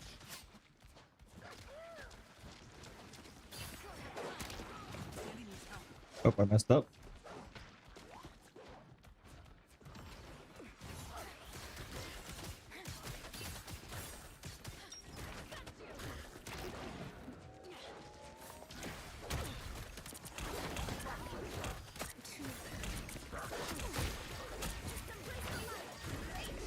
You're loading up on resources. You've got competition. Clear the enemies to extract more resources.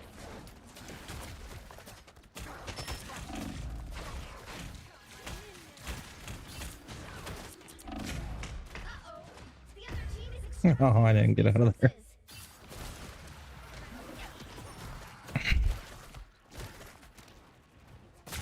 double KO. You can't get rid of us so easily. Anything?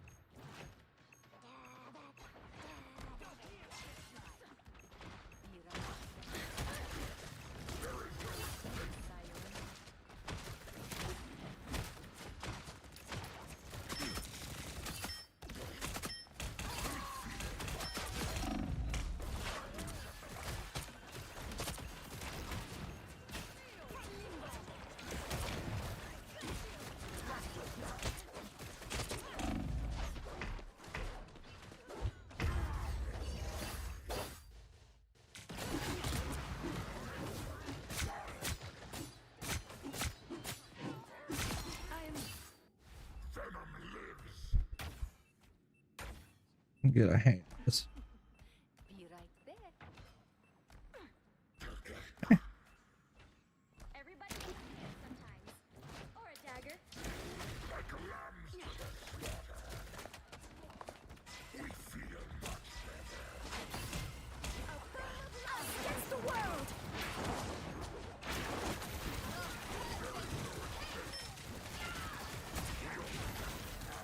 Hell unleashed! Great job! You're loading up on resources.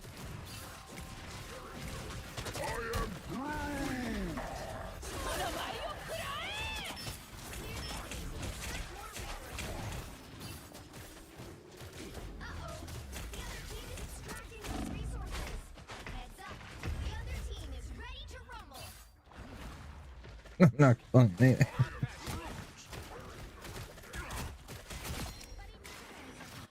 Looks like resources are running low. Get ready to find another available area.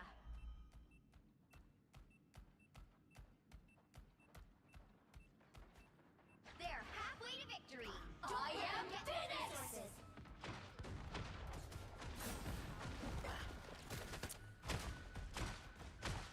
Pinged an enemy. Get him. Welcome to the Dark Force dimension. Next available area. Behold that child! This is real firepower. I don't like this.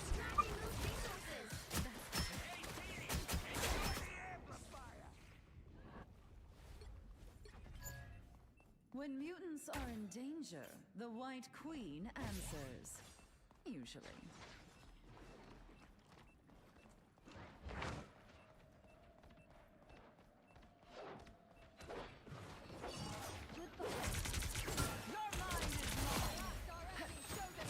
I suppose that helped.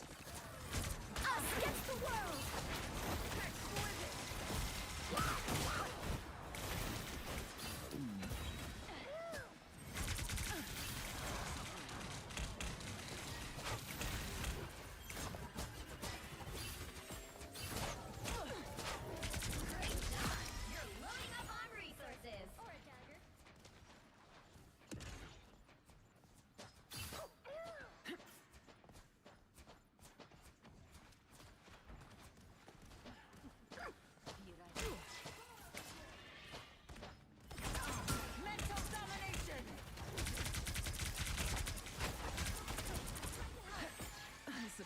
that help?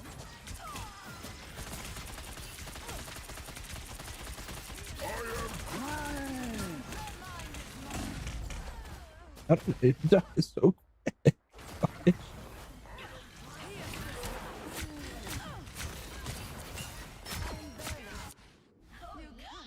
Your team is ready to rumble, baby! Resources are nearly tapped out here, too. Sorry.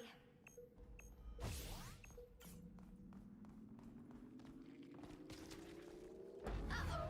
The other team is extracting those resources! Have actual people or?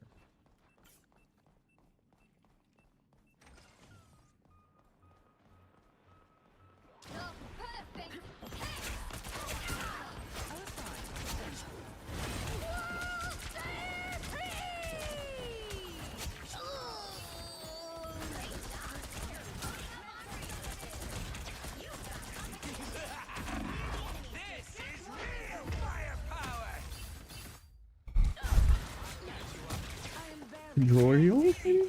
Don't put myself in a spot like that.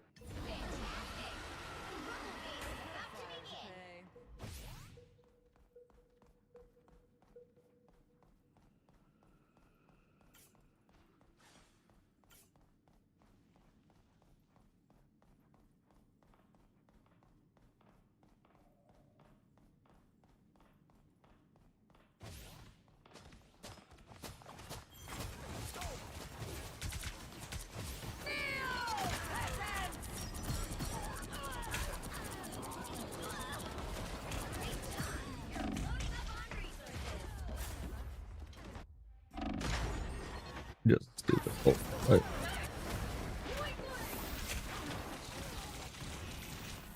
I will have my revenge for that.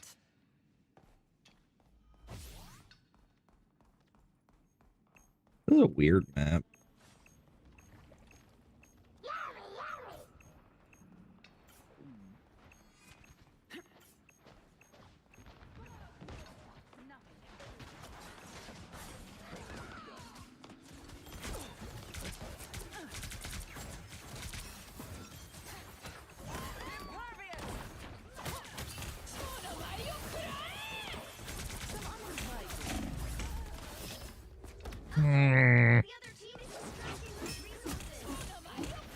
She hit the ramp so I couldn't go in. Be over. I'm opening a portal.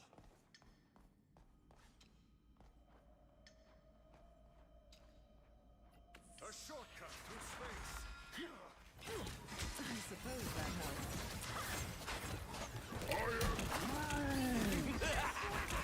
This is real firepower!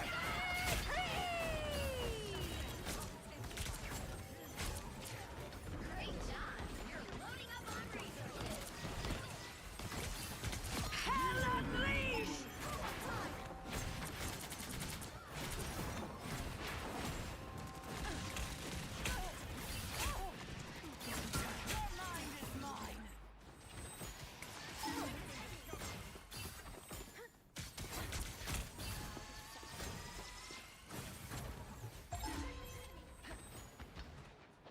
Rumble speed enhanced! I suppose that helped.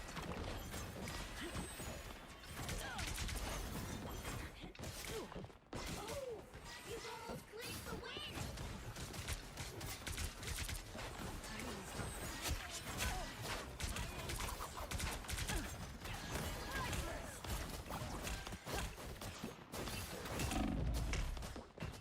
Good news!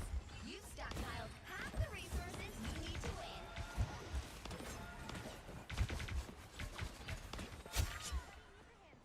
I could go for a pick-me-up. Rumble speed is climbing fast!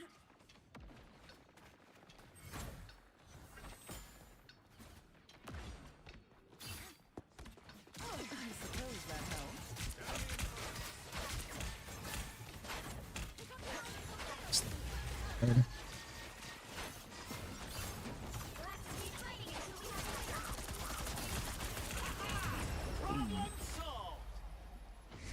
How did we win?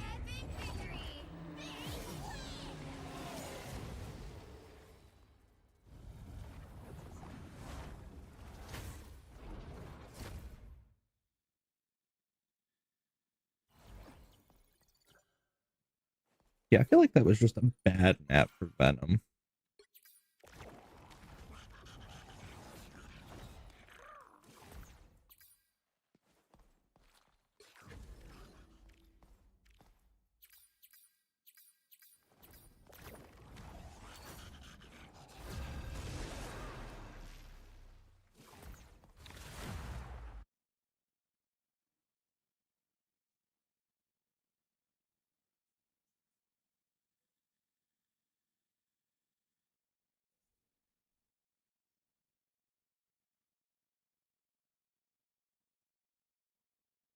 You'll need a top-notch team to win this one.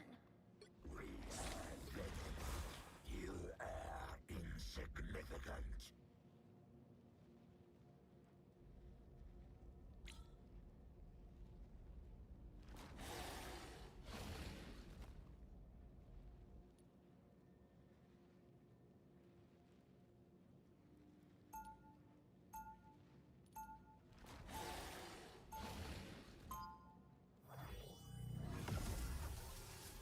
Always. This universe needs a different kind of protector. Asgard has been invaded yet again. But as always, 30 seconds before you attack. Get ready.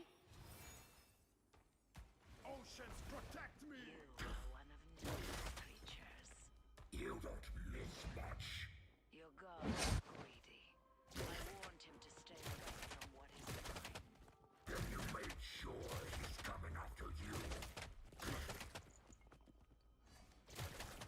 The battle starts in 5, 4, 3, 2, 1. Help get that vehicle to its destination.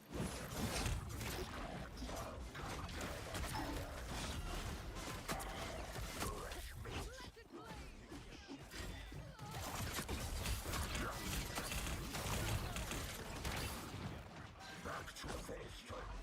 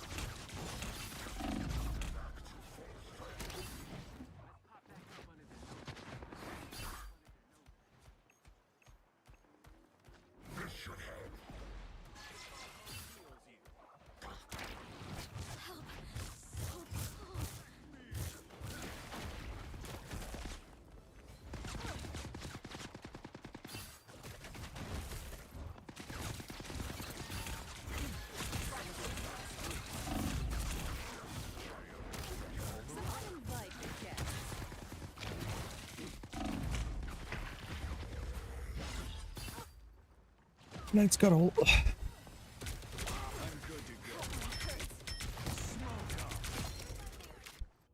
can't get rid of us so easy.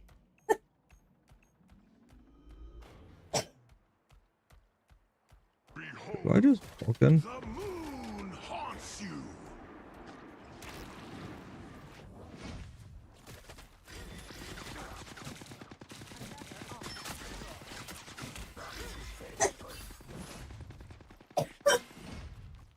Track this enemy.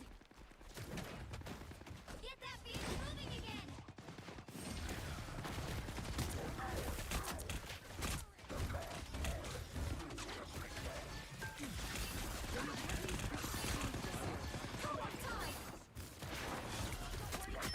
Against the world.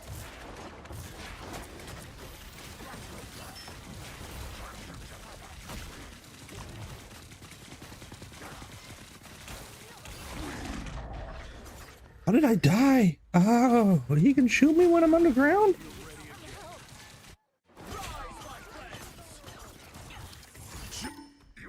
I thought he was resin, but okay. I can restore health, remember? Second chance is over.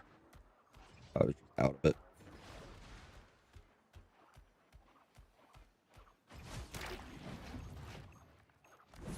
Loki's killing that tree. We're going to stop him. The moon haunts you.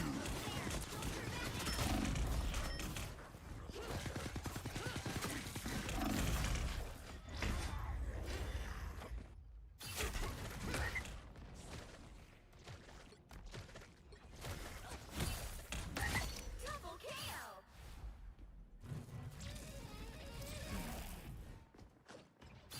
A feast for my crows!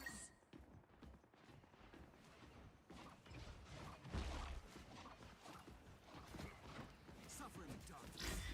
My weakness. I can't nothing.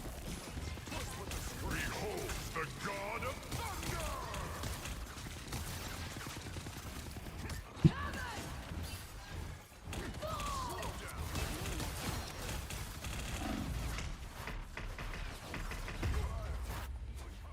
Where'd they all go?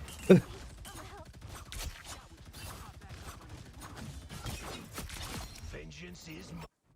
The lightning of Asgard returns. Going wrong? Like, I know.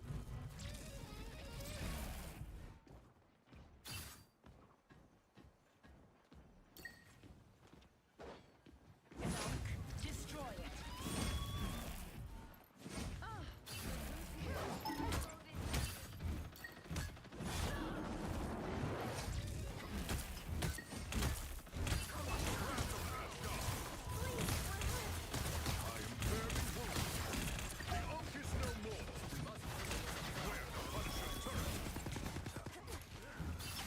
The moon haunts you. Judge the I'm ready to put on a show. executioner. Okay, they all just back around. They have no idea. Who are they fighting back there? That the Angela girl, I guess. Oh, yeah. Yeah, they're fighting. Angela.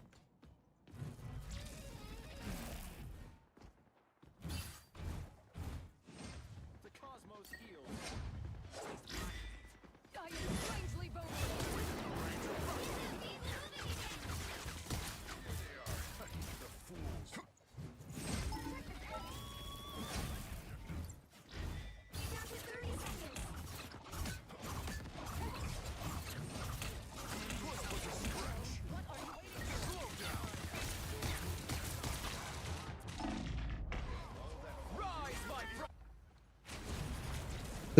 In my way.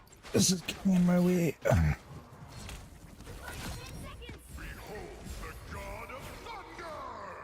Second chance is over.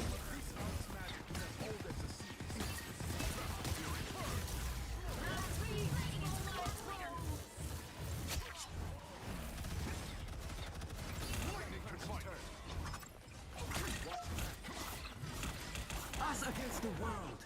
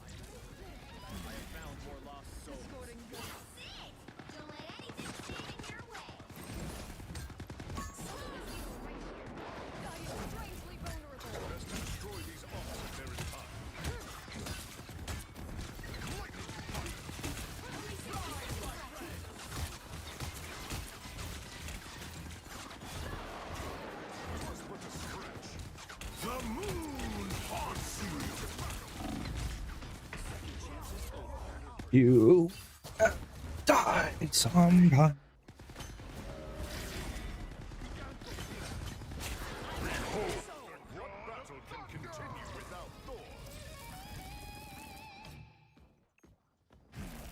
to 30 seconds.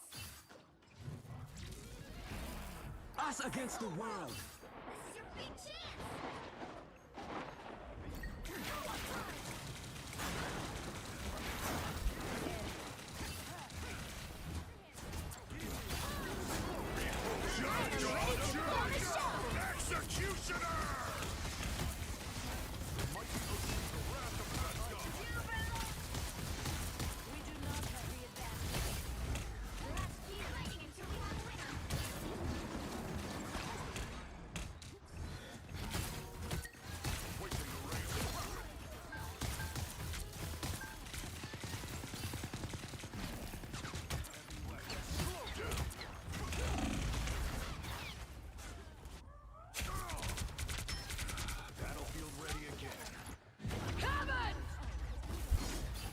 Yeah, so killing. Okay.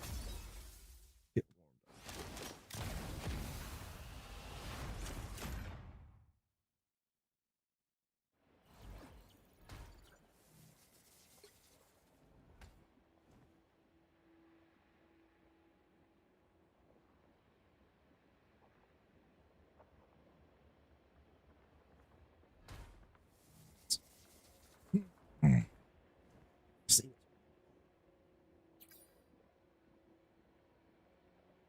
Let's get back into it one more quickly.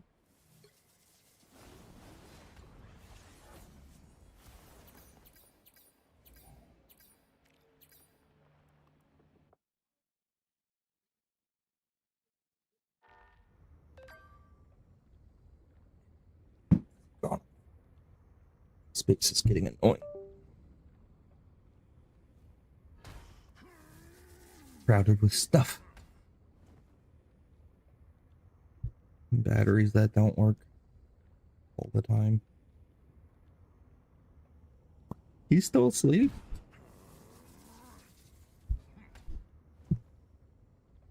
That'd be a rough 9 o'clock bedtime. This is gonna be in the rough 9 o'clock bedtime. He's not gonna sleep through the night.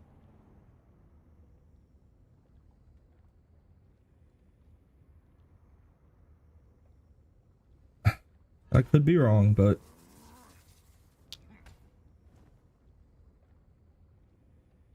he's been asleep since 5:30. A little early.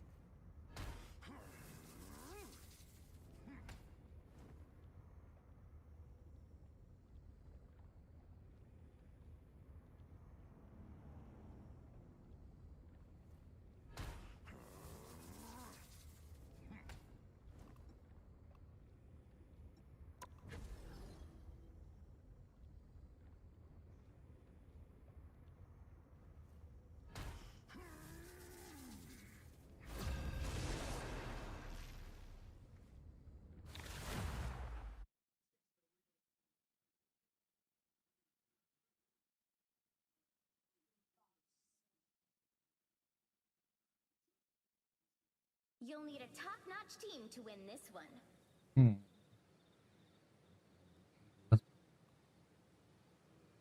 The higher the pressure, the More. more dazzling the diamond.